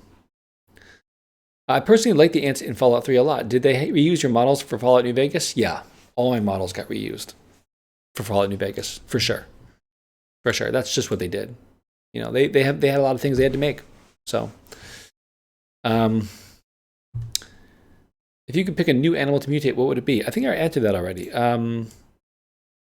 Octopus maybe, or maybe I think maybe some kind of fish, like a land fish, would be cool. But chameleon maybe. Yeah, it'd be fun. Be cool to do like a 6-legged chameleon or something like that. Scrangle says, hey, do you have any advice for making objects like power armor? I'd like to get into more mechanical things than just guns, and I'm not sure how I could make hard surface and character art. I'm not sure how I could make hard surface and character art can intersect properly. You know, that's a great question, Scrangle. I don't have advice because I suck at making mechanical things. I suck at it. There's a lot of great tutorials you could use. I certainly wouldn't hesitate to use some of the like kits that some people create of like different mechanical pieces. You know, because a lot of making this hard surface stuff is just all about adding gadgetry and all that, and I just don't care. I just don't care about mechanical things that much. But there's a lot of really good tutorials out there, and I definitely suggest you check it out. By the way, this is the Emperor. This is the Radscorpion from Fallout 3. It's based on the Emperor Scorpion, which is called Pandinus Imperator. So, for those who saw Mad Max, Imperator Furiosa means something like angry scorpion or something like that. It's a cool name.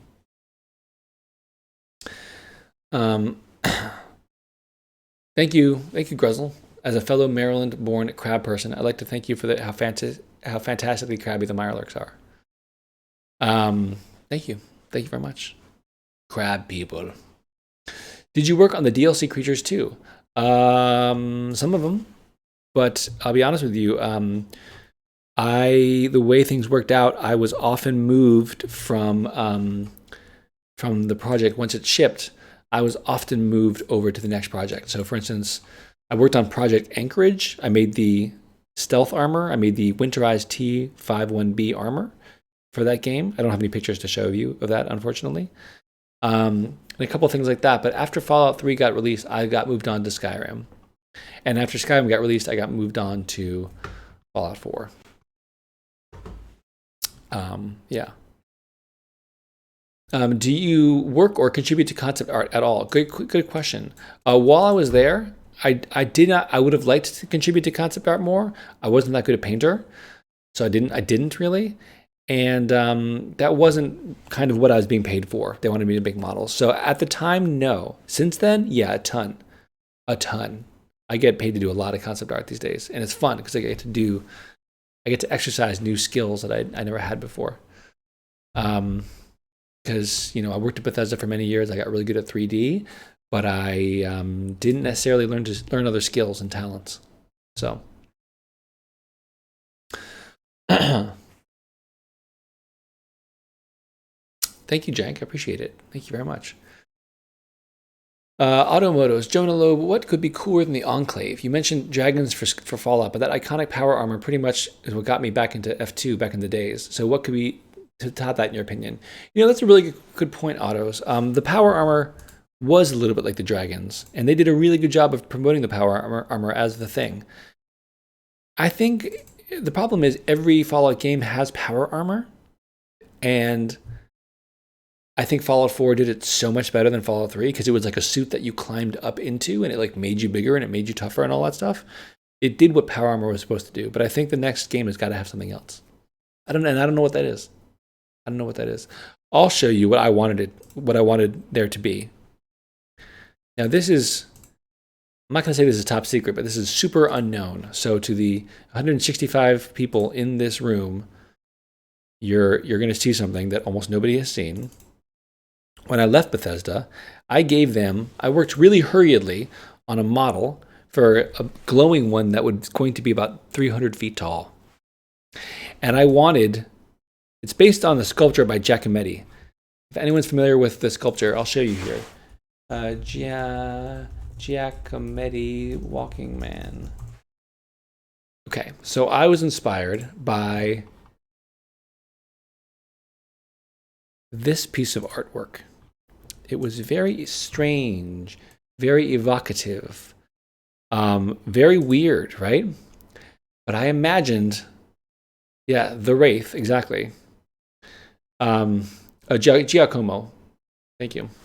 I gave this thing, and I got everyone I could talk to, including I think Brett. Hi, Brett. I begged them to get this into the game. I begged them. I said, please, what do you have to do? Get this into the game, please, please, please, please, please, please. Because I was thinking of something iconic. I was thinking of what is something that no one's ever seen in a game before. And if you remember those old games like, let me pause this for a second, sorry. Let me up the frames. Citizen Kabuto, anyone remember that ancient game? It was all about this like giant like creature in the game. And I thought to myself, what if there was a character, a creature, a person, or whatever that got mutated into a glowing one that so extreme that they basically couldn't die, and they were kind of doomed. It was almost like a pain elemental, like and not a doom pain elemental, but like an elemental of pure pain and agony. It would be the walking, talking, horrific, tragic embodiment of nuclear devastation. And this thing was less like a monster. You couldn't take it down with guns. You had to take it down via a quest. And everywhere it went, it was like a natural disaster. You can see it's the way it's melting. It mutates all these different fingers, on one hand. See all those fingers coming off and little melty bits. So it's like constantly mutating. It's constantly out of control, and it cannot die. And you would be like, yay tall, right? The problem with something like this is that it breaks the game. When you have a large 400-foot monster walking around the game, it breaks the game. So it didn't matter how much I begged. It simply wasn't practical, and that's real. And I can't fault anybody for that. It really was a pipe dream. But I had fantasy. What I was going to say was it's this artistic thing, it's this elemental of pain, et cetera, et cetera, et cetera. But what it is in terms of Fallout is it's the 500-foot man. It's an old, cheesy movie. It's the 500-foot man. And you could build a story around it just like, have him be a character who then grew into this large thing or whatever. But he fits right into the pulpy, science fiction-y, retro feel of it. Except he's horrible. He's the Fallout version. What I imagined was that you would have this skyline, and imagine the skyline, the horizon there, and all these little buildings, and then you just have this character in the background, always walking along the horizon, and you couldn't get near him for the beginning of the game because even this far away, you'd start getting radiation, and then this close in, he'd be super irradiated, and then this close in, you would see the wandering pack of super ghouls that follow him wherever he goes because he's a glowing one. So he heals ghouls everywhere he goes. So to even approach this thing is suicide because A, you get irradiated completely, and B, you'd be attacked by all the wandering herds of ghouls that follow him. So this didn't make it in, but I loved it and I wanted it. And I did think that this was the iconic kind of thing that would be really cool. Because imagine if in the next Fallout game, in like the promo, you see the word Fallout, you see a ruined horizon, and you see this one character walking along it. And it would be really cool because then anywhere in the game that you were, anywhere in the map, almost, you could almost see it in the background, wandering slowly across the horizon, moving around.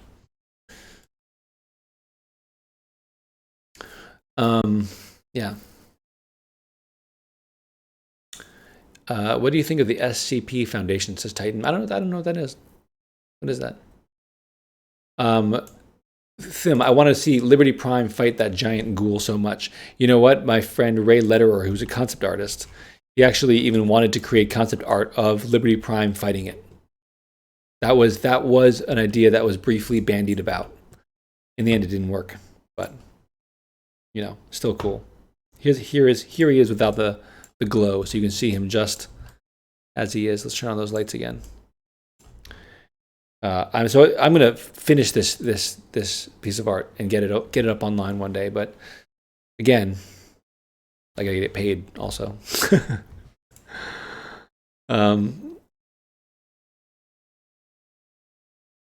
Planet Moon Studios. I don't know them. Sorry, I don't know. What do they make? The fried turkey. I'm up for implementing it. Okay, well, one day maybe if I finish this, we could do something. I guess you're right. Mods are allowed to break the game. Good point, Red Beetle. I feel like it's some eldritch take on Akira's ending. Yeah, I love Akira. Did you only work on monsters, or did you also design human characters or companions? I only worked on creatures. I made a bunch of armors and outfits for the game, but no humans in particular. Good question.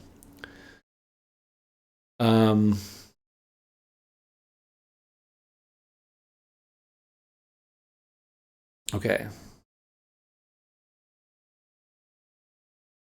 Would you want this character at all to be sentient, or perhaps in eternal agony? I would want him to be in eternal agony. No, I do not foresee this character as being in any way sentient. I think you could walk right underneath him, and I think maybe he would look down at you as he walked, but I don't think he'd do anything. I think the whole time he would just walk by going like that.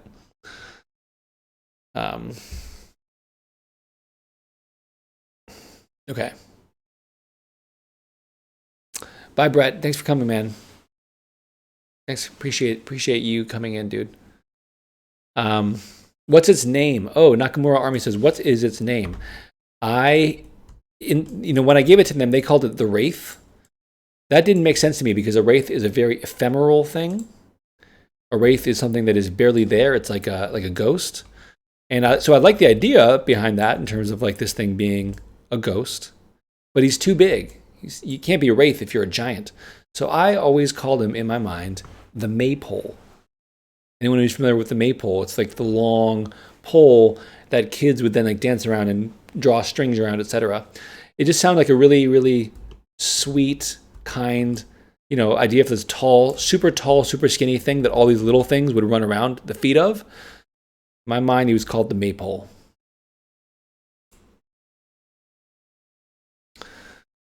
Hit me up if you finish it. I will, Fried Turkey.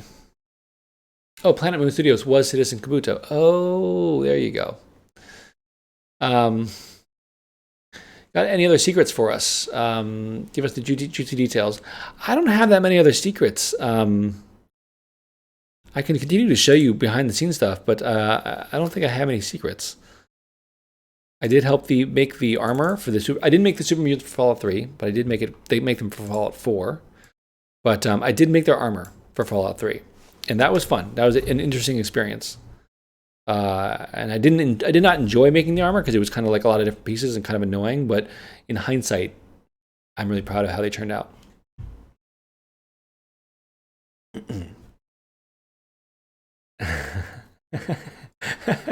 Oh, so toasty. What noise would he make again? Okay, I'm doing this for you. Ready? There you go. This thing is what brings the radiation storms. Exactly, autos. That's the idea, anyway. Okay, so Lucian Cap says, I know they're entirely different departments, but could you provide any tips for anyone interested in getting involved with the programming aspect of game development based on your interactions with the programmers? I think programmers are always impressed by seeing something that works. They love seeing you build something, either based on a pre-existing game or on your own, that works, that is fun and interesting. So just building something basic is what programmers want to see. They don't want to see making cool. I mean, listen, if you have the ability to make something cool and that'll change the game and change the way something renders or something, that's great. But if you can prove that you can create flexible, lightweight, problem-solving programming tools, that is great, because then you are applicable in many different situations. You're very useful to have. You're a great employee.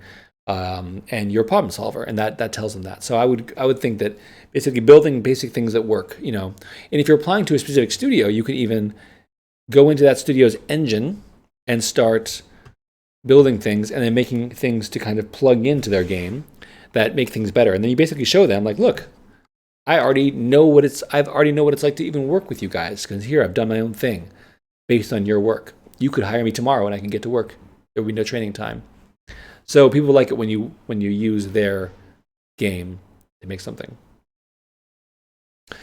The SCP Foundation is a collective horror writing community written as though it were real. Ooh, the Foundation is a secret organization that contains anomalies that threaten reality as we know it.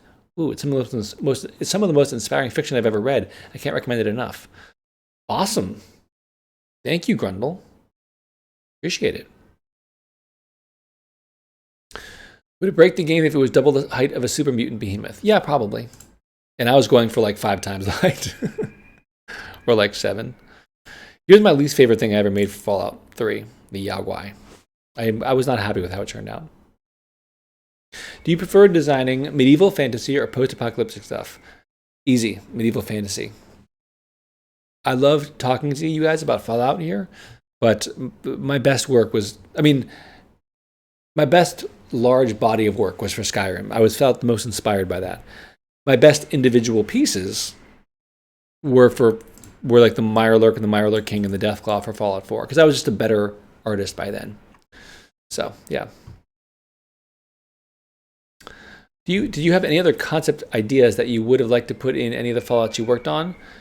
I'm sure I did. I'm sure I do, but I couldn't tell you right now because it's been just too long. And I just have a lot of ideas, as a lot of creative folk do.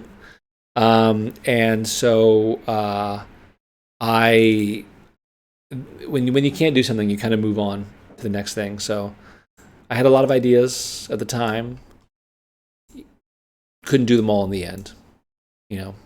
Todd Howard had a saying in Bethesda, which was a great saying. This is, by the way, this is the super mutant overlord for one of the DLCs, I believe. This is some of the mesh for that. And Todd Howard's saying was, which is very apropos, we can do everything. We can do anything. We just can't do everything. And that comes down to that's like a real thing about game development. Is given enough time, you can do a lot of different things, but you can't do it all. And so you got to pick very carefully what it is you're going to spend time working on.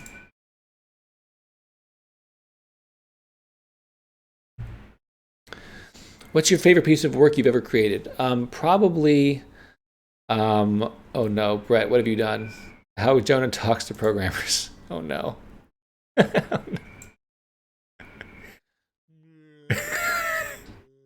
You son of a bitch. There you go. Thank you. Appreciate that. Oh, good at loops. That's nice.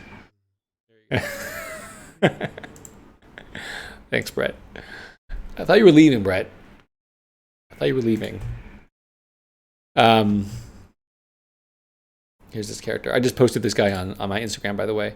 I know I said this before, but I know people are filing in and out. If you're not following me on Instagram and YouTube and Twitter, and you're on these things, you should do it. You just use it. Take a moment to do it now, because you love me. So yeah, guys, keep the questions coming. I'm gonna answer for another maybe another 20 minutes, half hour before I call it for the day. Probably about a half hour. Because my voice is getting tired, and I want to do some painting today. So, I kind of already answered this, but what universe is more appealing to you personally as an artist in terms of creativity and ideas? Fallout or the Elder Scrolls? Elder Scrolls, easy. I love magic, and I love wonder, and I love learning. By the way, this is when I left Bethesda. I just saved just a couple screenshots of my work before I left. This is one of the first ones. So I had a picture of. I knew what the Deathclaw looked like 3 years before anybody else. It was really fun, but I couldn't tell anybody. Had to keep it a secret. This is early playtesting images. I love secrets. I love magic. I love discovering old ruined things. where there's like, you can kind of see that there's pattern and design, but there's a lot of dust and rust too. And it makes you feel like treasure, you know, this is a place where treasures are treasures, you know. In Fallout, the best treasure you can find is like a stim pack or like, you know, a manufactured item or whatever from the old world. But Elder Scrolls brings in the idea of, you know, an artifact can be anything. And it can like let you speak to gods, or it can let you summon demons or what have you. And that's pretty damn cool. So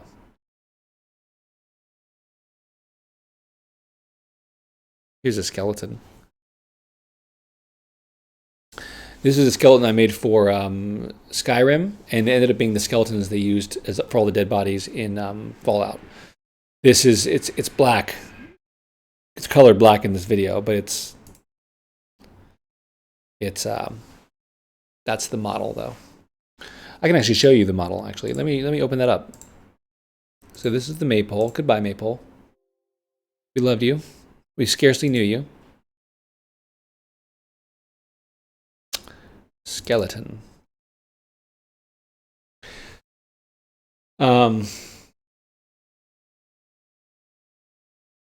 Since we aren't doing anything super special right now, Titan, I'll go there. I'll go there later, man. What are your thoughts on the creatures and bosses of Dark Souls? I always thought there's an interesting dichotomy between Fallout's man-made mutations and Dark Souls' natural mutations. I never played Dark Souls, but I looked at a lot of screenshots. I loved it. I thought it was so cool. So great.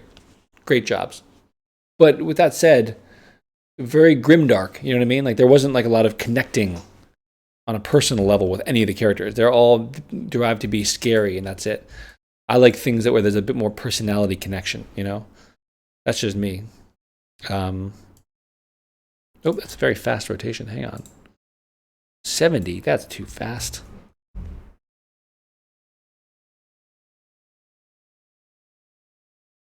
Oh, and let's add some more frames to this, just so it goes longer. 1,000. There we go. I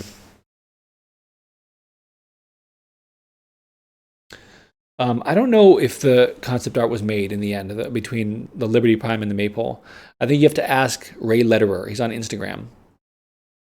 Have you played the Metro games? How do you feel about their take on mutated creatures? I have played the Metro games, and I really like them. I played one of them. I didn't play all of them. I played one of them. Metro 2033. Thought it was great. And the mutants were totally weird and cool.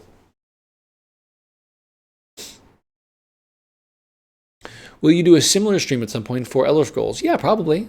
Yeah, maybe on 11/11/11 of this coming year. Maybe. That would be fun. What engines did you use? Engines? Just the creation engine for Fallout. What is your favorite creation from Fallout or Skyrim? For Fallout, it would be the Deathclaw. And for Skyrim, it would be maybe the Draugar. I love the Draugar. I think the Draugar are so fun.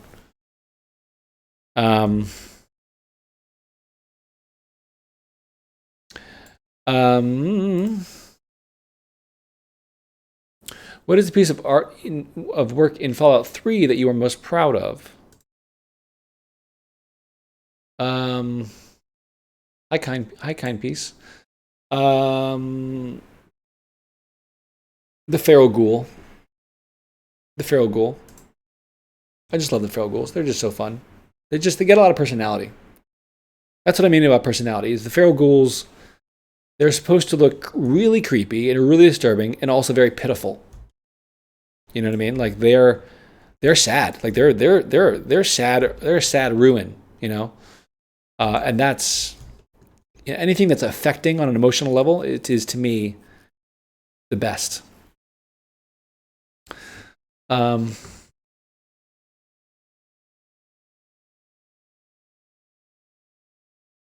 Did you design any of the retro futuristic stuff for Fallout? Not that much. I did some. I don't have the files here, but I did some of the architectural, like the giant chrome statues, which I love. But I'm pretty rubbish when it comes to creating machinery and cybernetics. I really am quite not good. Is there a region outside of the U.S. that you think has potential for new and amazing Fallout creatures? I mean, dude. Just like. I would love to wander around a ruined Europe. Yeah. But for creatures in general, um, it's hard to put Fallout outside of America because America and the 50s in America was a very special time. I mean, the 50s in America is one of the most important aspects of what make Fallout Fallout. It's the Americana, like the good old Americana mixed with the realities, harsh realities of the world. It's that jingoistic, ultra patriotism, which is in fact, if you watch even Fallout 1 where they like shoot a Canadian civilian and then like wave at the camera, it's in fact extremely fascist. It's very fascist. I mean, the American government at that point, being the Brotherhood of Steel, like not good guys, not great guys. You know what I mean? And you know, calling the communists like the Red Scare and having kind of racist posters and all that on the wall. That's uniquely American. And the promise of the American dream is by default, it's American. And so, yes, you could have it based in Africa and have mutant lions and things like that and all that, but Fallout is Americana. And a lot of the exposing of the ridiculousness of the 50s and the lie that was the 50s, you know? You can have it all. Oh, it's the perfect everything, you know? And it's not. It's all, there's this dangerous undercurrent that nobody ever acknowledges. It makes it a brilliant series, unlike anything else. But it means also that it's much harder to bring it outside of the U.S. Bye, Jank. Thank you, Calzir. Thank you. What did you think of Obsidian's take on Fallout in Fallout New Vegas? They did a great job. I mean, speaking of, you know, Americana, they nailed L.A. Not L.A., Las Vegas. They nailed it. They did a great job. Here, I'll just bring up Draugar so you can see. Did you design the Angler in Far Harbor? I love the look of them. I did not, but they are awesome. They're very cool. I'd moved on to Skyrim at that point.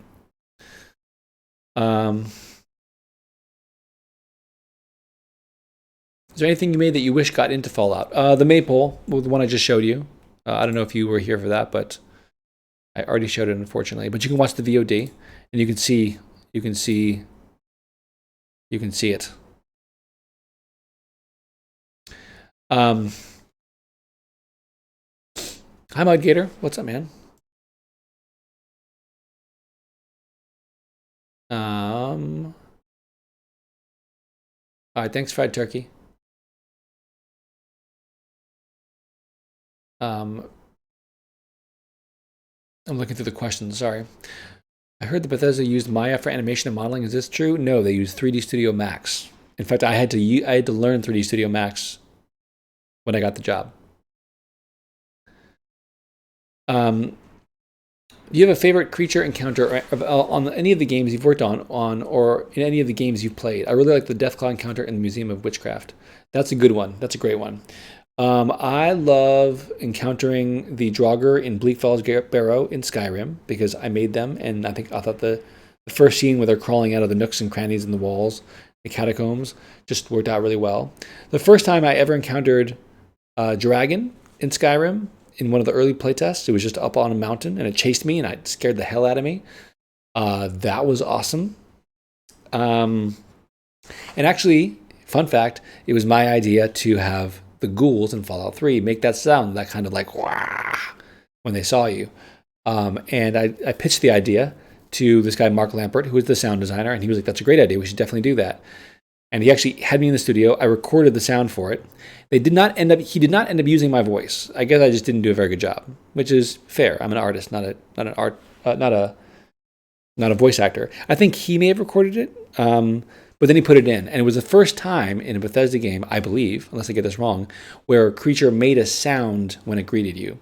And Todd Howard came into Mark's office like 2 weeks later or something and said, I was playing in this one dungeon and just minding my own business. And then suddenly I hear the ghoul make that sound. And he said, I nearly shit myself. Good job. And so that was fun. That was a great moment.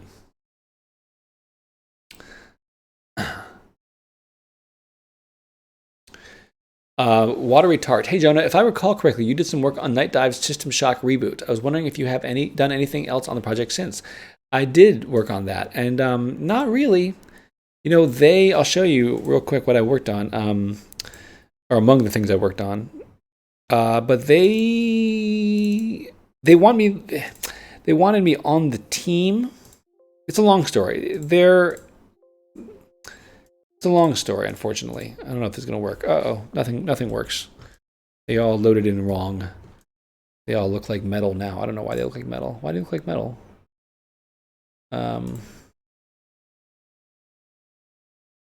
Oops. Messing with settings. Oh dear. What am I doing here? Come on. What's going on here? Sorry, everybody. Aha. Okay, whatever. I don't know what I'm doing. There we go. Okay. Mutants. They wanted me to be like on the team, and I'm not trying to go back to game development. I was just hoping to contribute. And I think that's probably just wasn't good enough for them. They have not asked me to do work, and when they have asked me to do work, they kind of then like a week later they're like, oh, you know what? Forget that for the time being. We'll get back to you, and then they haven't gotten back to me. I'm a little angry. The dude who runs Night Dive, he's a pretty nice guy, but he's flaked on me like a whole bunch of times. He keeps being like, hey, you want to do this artwork for me? And then he just like won't respond to my messages for a couple of weeks, and then he won't do it. Listen, he's got a lot on his plate. He's doing a lot of things, but it's from a personal perspective, I've been feeling like pretty disrespected a little bit. And I'll tell you that now, knowing he'll never see this. And if he does, hey man, sorry. Why have you been disrespectful to me?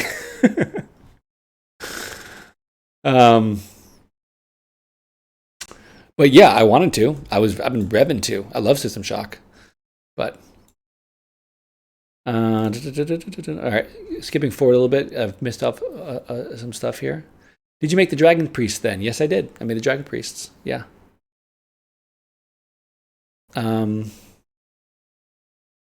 How often are prominent or noteworthy modders included in the official capacity? Not that often, but that doesn't say that they haven't gotten jobs from time to time. But, you know, using them in an official capacity means you have to pay them, and then that becomes this whole other world of contracting and all that, and that just becomes sticky. You know, it becomes hard. And if someone's not in the studio working with you, it's hard.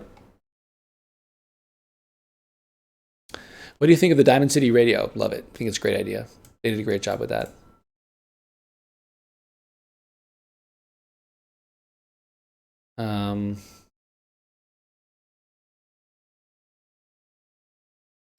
Erical Bay says, hey, Jonah, nice to see you stream. I hope you and your family are doing well in this weird times. Thank you, dude. Thank you. I appreciate it.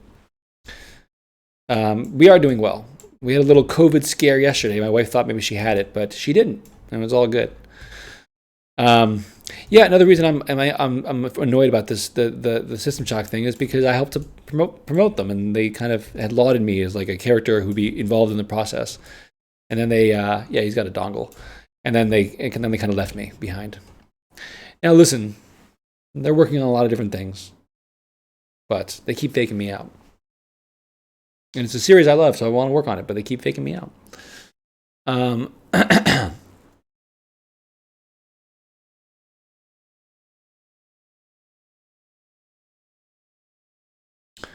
What's your favorite Fallout song from any game?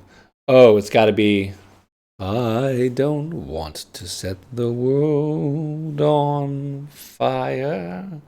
The Fallout 3 trailer, I think, is one of the best trailers of all time. And I love the Skyrim trailer. I mean, that thing is epic, and my dragon is heavily prominent in it, and it looks awesome. And ooh, there's my work. It's so cool, etc. Whatever. I love it. Great song, etc. But the I don't want to set the world on fire Fallout 3 trailer with the slow zoom out through the subway. Oh, I love that. I love that. Do you ever do physical artwork like paintings or drawings for concept art, or is it all done on your computer? I do a lot of physical drawings, and you can buy prints of those from my online store. But yeah, I do. A couple of years ago, I was doing like these kind of ink drawings with like gold ink, etc., and regular ink.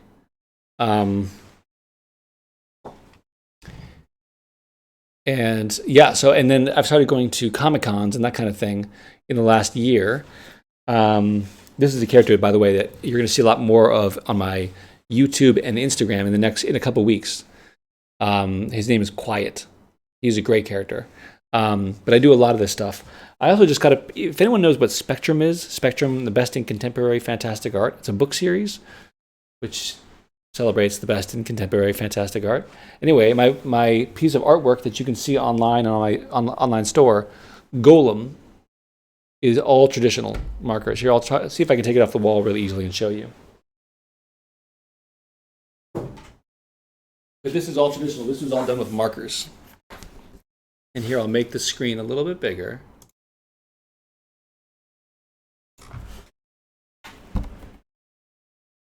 This is all done with markers. And it just got into this book series.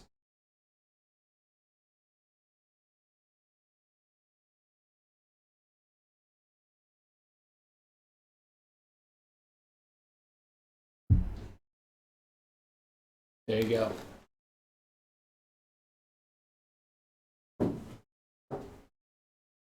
So yes, and I'll be doing a lot more of that stuff going forward because, again, like I said, I was supposed to be at Emerald City Comic Con in Seattle. I was supposed to go to Awesome Con again this year. I'm going to apply to New York City Comic Con, etc. But COVID, man. So yeah, I do a lot more traditional stuff.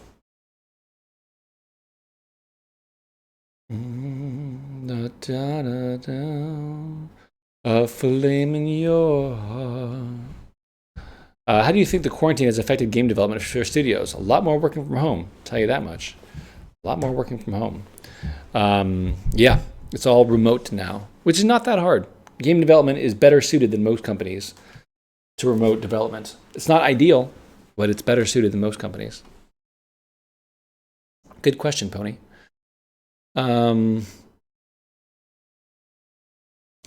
Do you have any favorite real-life animals that you consistently use for reference? I love the giant salamander with its wrinkly skin. I love alligators. I love elephants and rhinos for the way their skin hangs. I love insects of all kinds. They're so creepy and fun. Lions were a big inspiration for the Deathclaws, the way they look at you with those yellow eyes. I love that.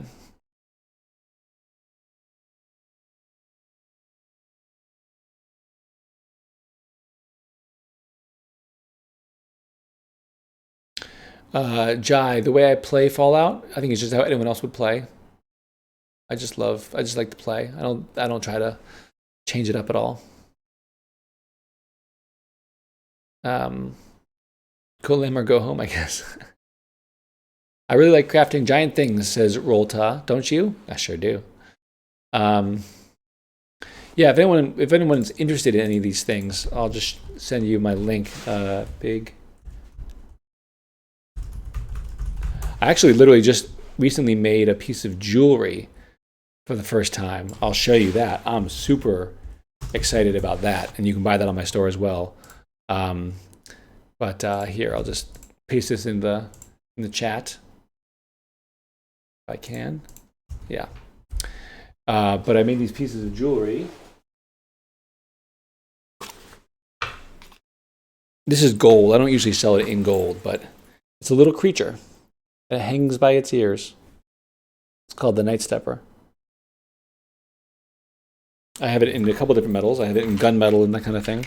So I designed this on the computer, and then I got it made by a company, a jewelry company here in New York. Because if you want to get things made, and New York's the place to do it. And there's like oxidized silver and things like that. So I work not just digitally. I do lots of different kinds of artwork. And I was going to sell these at Emerald City Comic Con. Womp womp. That ain't going to happen. But if I ever meet any of you guys at a con, all the stuff is available there as well. What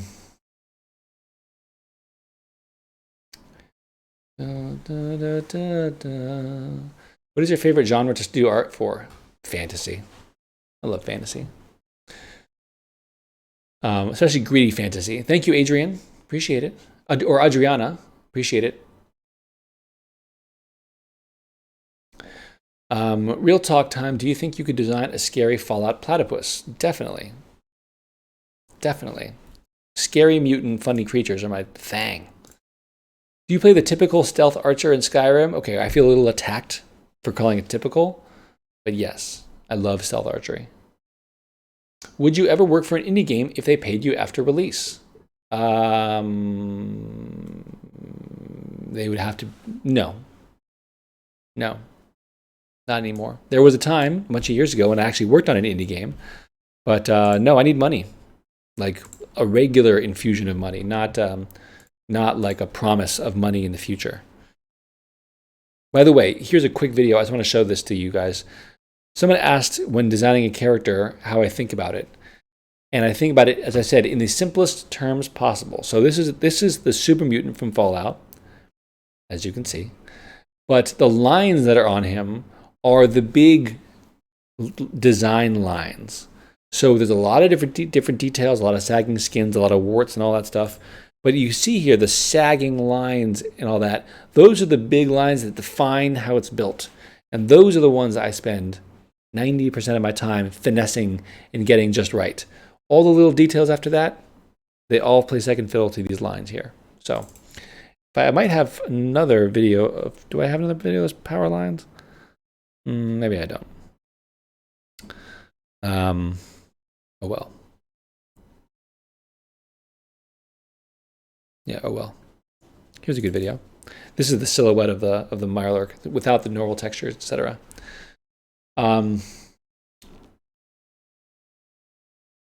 Gunmetal. Were you always shooting for that option? Good. That was good. I like that. Oh yeah, Dogma. That's a good one. I like that one. Thank you guys. Thank you. I just finished that Red Seer piece. I'll show you it here digitally. It's funny. I ordered a bunch of prints for that for Emerald City Comic Con, and then they got stuck at the printers because COVID shut the world down. So I have them to sell, but I can't even. I have to go get them first. Where is my Red Seer picture? That's weird. I can't find it. Oh, I know where it is. It's here.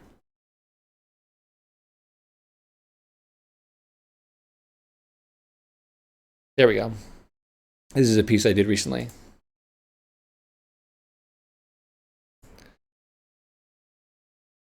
Here, I'll zoom out so you guys can see as much of it as possible. What's your favorite Easter egg in any game you worked on? Oh, that I made the Skyrim giant look like my dad. That's one, yeah. Have you ever thought about doing a humanoid embodiment of the coronavirus? No, I was one time going to draw a coronavirus with Trump's hair, but no. It's hard to make jokes about the coronavirus because it's been fucking people up, both emotionally and mentally and physically, and killing people and all that. So it's kind of hard. It's a little too soon. I think maybe give it another 20 years. Would you ever consider working with a mod developer to create new ideas for those old games you work on? No, because I already put years of my life into those games, and working with a mod developer would be like doing the exact same thing as I did before, but with less support and no money. I can't, and I got other things I want to work on. So, but I friggin' love modders. But oh yay, Serial, that's great. You guys, Serial is a wonderful, wonderful individual. They have been supporting me for a while. They're on my Patreon, all that. They're great. Automotos, what changed in fantasy art in general since before Morrowind and to this day? People reference Lord of the Rings as a major influencer and a change of direction. Anything changed since then? Is anything missing in nowadays fantasy? No, I think nowadays fantasy is richer and more varied than ever. I think Lord of the Rings was this huge, like, Western Europe centric, like kind of like world where the castles were very Western European. There's elves and dwarves and all that, and it just became very archetypal and very actually. After Tolkien's huge flood of imagination, everyone then became derivative of that for a while, and fantasy for a while was kind of like lame in my mind, and then things changed, and then things became much more fantastical and amazing, and people started bringing in a lot more different cultures and all that, and I think now it's great. Tailgate says, Jonah, your Golem and Medusa pieces are both beautiful. Definitely my favorites from the store. I was wondering if you do commissions for work or only sell the prints of work you've done. I almost always just sell the work I've done. Commissions, I work at a kind of I work for a lot of companies and all that, and so I take commissions that are worth a certain amount of money that can really cover me, and I often feel bad asking individuals for the amount of compensation that I would ask a company for. So I typically don't do it. I also think that a lot of individuals who request commissions expect this like high level of thing, and they don't really appreciate how many hours it takes to do something. I'm a perfectionist. I pour myself into my work. I spend every creature you've ever seen me do in Skyrim or Fallout or whatever, I never finished that shit early. It was always late. My producer hated me. Todd loved me, but he wasn't my producer. My producer she didn't love me. She didn't hate me. She invited me to her wedding. But she was always frustrated with me because I was always behind. Because I'm a perfectionist. It takes me really, really long to get something just right. So I think people don't understand people who do commissions who ask for commissions often don't understand what it takes. They assume I can just poop out awesome art all the time. I can't. And so I typically turn them down. Yeah.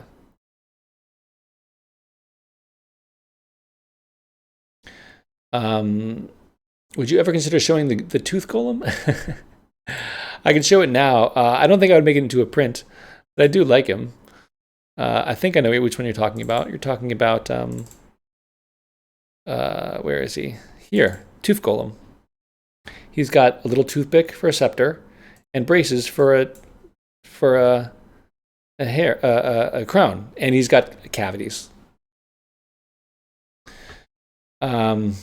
Just heard on one of the Doom posts that you beat Doom Eternal. What were your general thoughts on environment, creature, and weapon designs?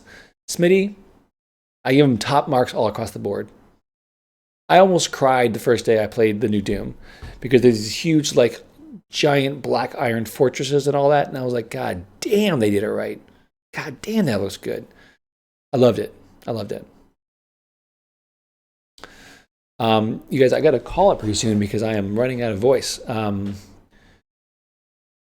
Would you rather design a horse-sized duck or a duck-sized horse? Great, hard-hitting question. I like it. I would say a duck-sized horse. Thank you for your question. I kind of see the resemblance between you and the giant. If you want to know what the real resemblance between me and the giant, don't Google Jonah Loeb. Google Jim Loeb. You'll find him. He's a prominent reporter. He's a journalist. He covers U.S. foreign policy in the Middle East. He's very smart. But you'll immediately see, you look at him and you'll be like, yeah, that is the Skyrim giant. Wow. Are there any rules to Fallout art? Like something that has to stay unchanged from since the first Fallout, or vehicles need to be designed a certain way? Not rules, but there was like a certain color palette when we started Fallout 4, which was a really good idea, very inspired. A certain color palette that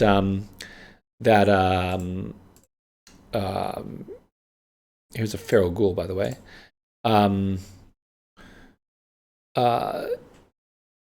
That, like, it had to be respected to kind of like keep everything visually in line. Yeah. Have you played with any mods yourself? A couple, not many. Not for Skyrim and Fallout or anything like that, because I don't play those games. A lot of people who worked on those games don't play them. Thanks for the subscriptions, guys. Appreciate it. What projects are you currently working on? I'm working on the TTRPG Swordsfall, so I'm making some dragons for that. They're elemental dragons, though. Here, I'll show you some. Art box, paying gigs, Swordsfall. Here we go.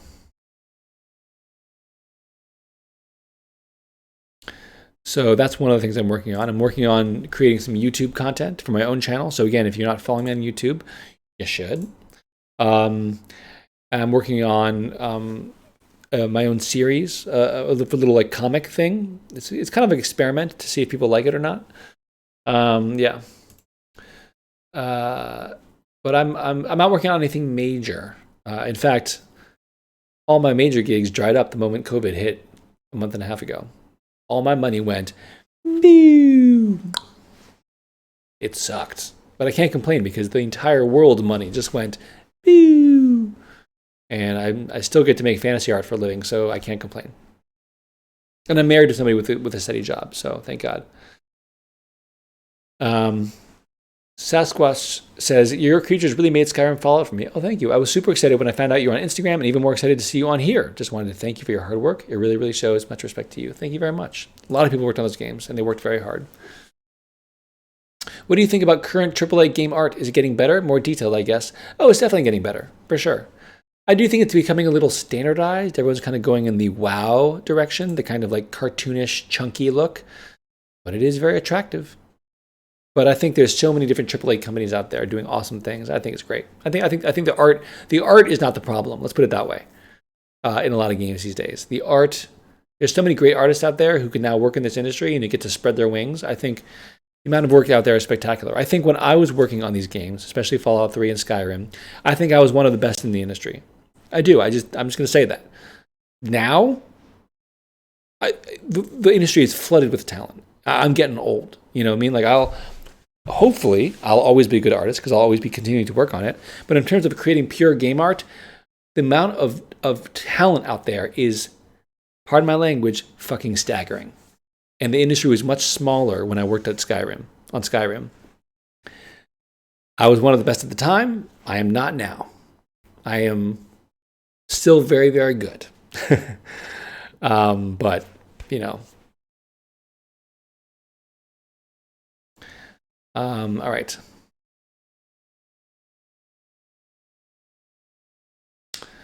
Thanks, Tailgate. Appreciate it.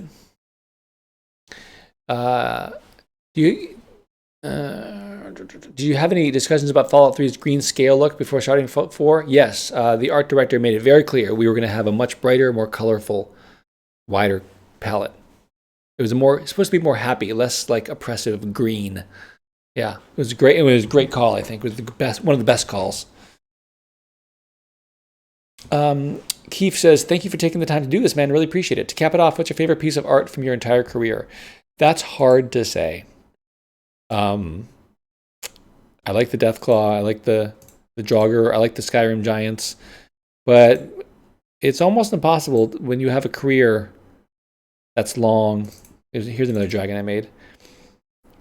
A career as long as mine, you know, you use art and you use different projects to express yourself in different ways. And so different pieces of art mean different things. Golem, that picture I just showed you, is an incredibly important piece of art that I did. Incredibly important to me, not to the world, but to me. I did it during a very vulnerable, emotional time. I spent a lot of time on it, and it's the most complicated and intricate thing I've ever done with ink. And I'm proud of it. It doesn't necessarily make me happy because it makes me think about what I was thinking about when I made it. And I think a lot of people out there will like it and will buy it over the years, but it's not the best. The Deathclaw is the best monster I ever made, but I can make even better monsters now. But that was kind of a standout thing. It's really hard. It's almost impossible to pick a favorite from my career. I can pick like a top 5, maybe.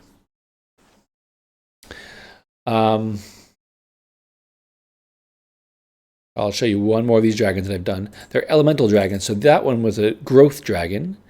I showed you the fire dragon. This is a earth dragon. So that's another one I'm working on. What are your thoughts on Hello Game Studios and No Man's Sky? I never played No Man's Sky. It looked a little bit too much like Spore to me. And the early reviews, at least, the early ones were not that great, so I never played it.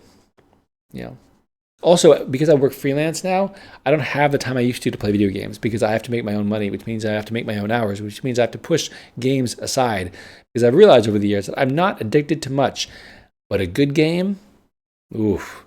If I have a good game on my computer, I am effed because all I will want to do is play that game. And so sometimes it's best, I determine, to just keep the games off my computer. I never played Disco Elysium. Never played it. Too bad your fantastic work won't be in future Elder Scrolls. Thank you. Yeah, it's too bad, but it's it is what it is. It is what it is. Can you show us any more rough sketches just to prove things don't just start out beautiful and amazing? It's always seeing halfway through a process. Gosh. You mean of any kind of piece of art? Sure. Yes, I can. I mean, I can't show you necessarily Fallout stuff per se. I mean, I showed some Fallout stuff already. But here's but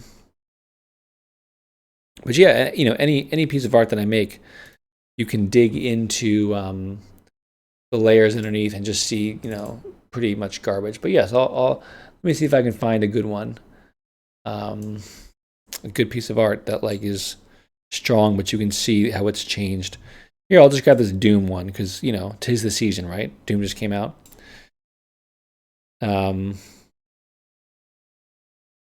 There. This was made, by the way, this was my interpretation of the Cyber Demon from Doom. And then they came out with the Tyrant in Doom Eternal, and it looks almost exactly like mine. I mean, I copied mine exactly from the original, and they also copied their thing exactly from the original. But it was pretty cool, regardless. But here, if I remove a whole bunch of layers, this would be like sketch one, right? Not a bad sketch one. And in fact, probably there was a couple other layers before this. But then you layer, you layer, you layer, you layer, you layer. And you just keep working at a thing. And you just keep tweaking a thing. And just keep improving a thing. And it eventually ends up looking more final. So I know we haven't got time, but I'd be kicking myself if I didn't ask you what's your top 5 after that comment. Top 5 pieces of art? I would be telling you about things that let me see if I have. There's the Deathclaw, there's the Skyrim Dragon. I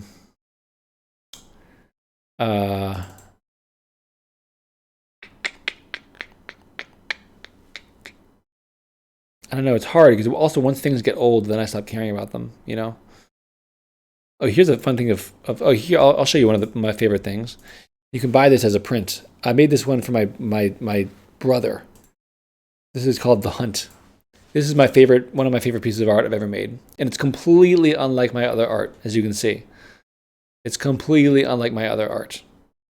But I got this made into prints for the next con that I was going to. And of course, that's fallen through. But I love this one. This is something completely different. This is just an homage to the original Half-Life. But I wanted to make the final scene, it's time to choose. So he's got the kind of polygon hands and suit, but he's got that character. He's the G-Man,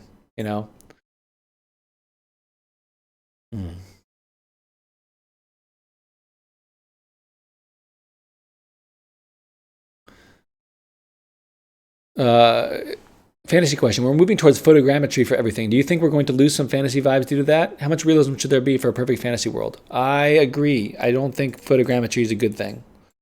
I think it's a helpful thing, but it's not art. It's not the same kind of art. It's not, yeah, I'm not into it. Because I don't think realism makes something better. I just don't. If something you made makes it into another Fallout game, do you get paid? No. Nope. They listen. The Death Claws, the Super Mutants, all those were brought from Fallout 4 over to Fallout 76. I didn't see any money. That's what happens when you get hired somebody somewhere. You know, they pay you for the time you're there. They pay me pretty well. I can't complain. But when I'm gone, it all belongs to them. What device do you use for most of your digital sketching? It's this Cintiq 21UX. It's old. This one's like 10 years old now. Maybe 9 years old, but it's old. Oh, you drew that amazing G-Man piece. Oh, yeah. Yes, that was me. Oh, you know what I also like? Here's one that I really like that I'm really proud of. That I don't share very much because not many people have played System Shock. And it's a really kind of fucked up, scary picture. But these pictures I did for System Shock. One I did on my own, and then the other one I did for the re-release. So I made this one for the re-release. This is the Rumbler from System Shock. And I copied the art style of the game, etc. I copied the monster and I updated him to make him look really scary, because the original looked kind of janky. And this is the one that got Ken Levine to follow me on Twitter. He found this on Twitter. This is the Cyborg Midwife from System Shock 2, one of my favorite games of all time. And he saw this on Twitter and he was like, "Who did this?" And somebody shouted me out and told him it was Jonah Loeb. And I emailed him the final high-res versions and he followed me. That was a good day. So I'm really proud of this one. I think it's just really scary. It has elements from the first game, little Easter eggs from the first game, like the little screen back here and the writing on the wall here, etc. So, really proud of those. The deer jumping into the teleporter. Thank you. What Death Cloud did you design? Was it the Fallout 3 in New Vegas or just 3? No, it was Fallout 3, and then Obsidian used that one to make the Fallout New Vegas one, and then I made the Fallout 4 one. Aren't those trading cards? Yes. Night Dive Studios bought them, and they became trading cards. That's right. I swear I've seen those before somehow. Yeah, I mean, I put my stuff on the interwebs a lot. You guys, I think I'm going to... what do you think of the Half-Life Alyx's art direction? It looks great. And I'm sure it's an amazing experience, but I'm not going to buy a virtual reality system just so I can play their new game. In fact, it's kind of messed up. Kind of feel like they should have released it for everybody. Because the rest of us have been loving Half-Life for a long time. What about us? Huh? What about us? Anyway, guys, I'm going to call it. This has been great. It's been 2.5 hours of talking about Fallout and all that stuff. I hope you enjoyed seeing some of this behind-the-scenes stuff. I hope you enjoyed the storytelling, all that. Come find me on Twitter. Follow me on YouTube. The link is below. And follow me on Instagram. I release things pretty much every day on Instagram. And I try to make it stuff that people have never seen before. So whether it's something I'm working on now or something old. If you followed me from Reddit, thank you for following me. Thanks for coming here. Thanks for trusting that it would be a fun time. I had a pleasure. You guys are super fun. Everyone here was super... I expected some haterade to be poured into the mix somewhere. There's always some sour MFer who comes in and is like, you just blah, blah, blah, blah, blah, blah, blah. But you guys were awesome. Thank you. It makes it much more awesome for me. I was a little bit dreading doing this. Once I was like, oh, I'll totally do this thing. Then I was like, I don't know, this feels like tacky and self-promotion-y. I don't know if I should do that. I don't want to do it. And then I was like, well, I did just tell Reddit I was going to do it, so I should just do it. And you guys made it lovely. So follow me here. Follow me on those social media things. I will try to continue to generate cool shit for your viewing pleasure. And this was wonderful. Thank you guys all so much. Enjoy playing Fallout. Enjoy playing all your games. Don't forget to take a walk outside, but wear a mask. COVID is real. But take care of your mental health. This is important. This is a weird and trying time for everybody. So I've started getting back into streaming. If you want to join me while I do that, that'd be great. But I started getting back into streaming because I felt like people could use a little company and a little fun and interaction. So it's just that kind of time. So I hope that you are taking care of yourself in this time and taking care of your loved ones. I hope everything is well with you. And for those of you who have lost your job or been furloughed or whatever, I am praying that things come together soon. Um,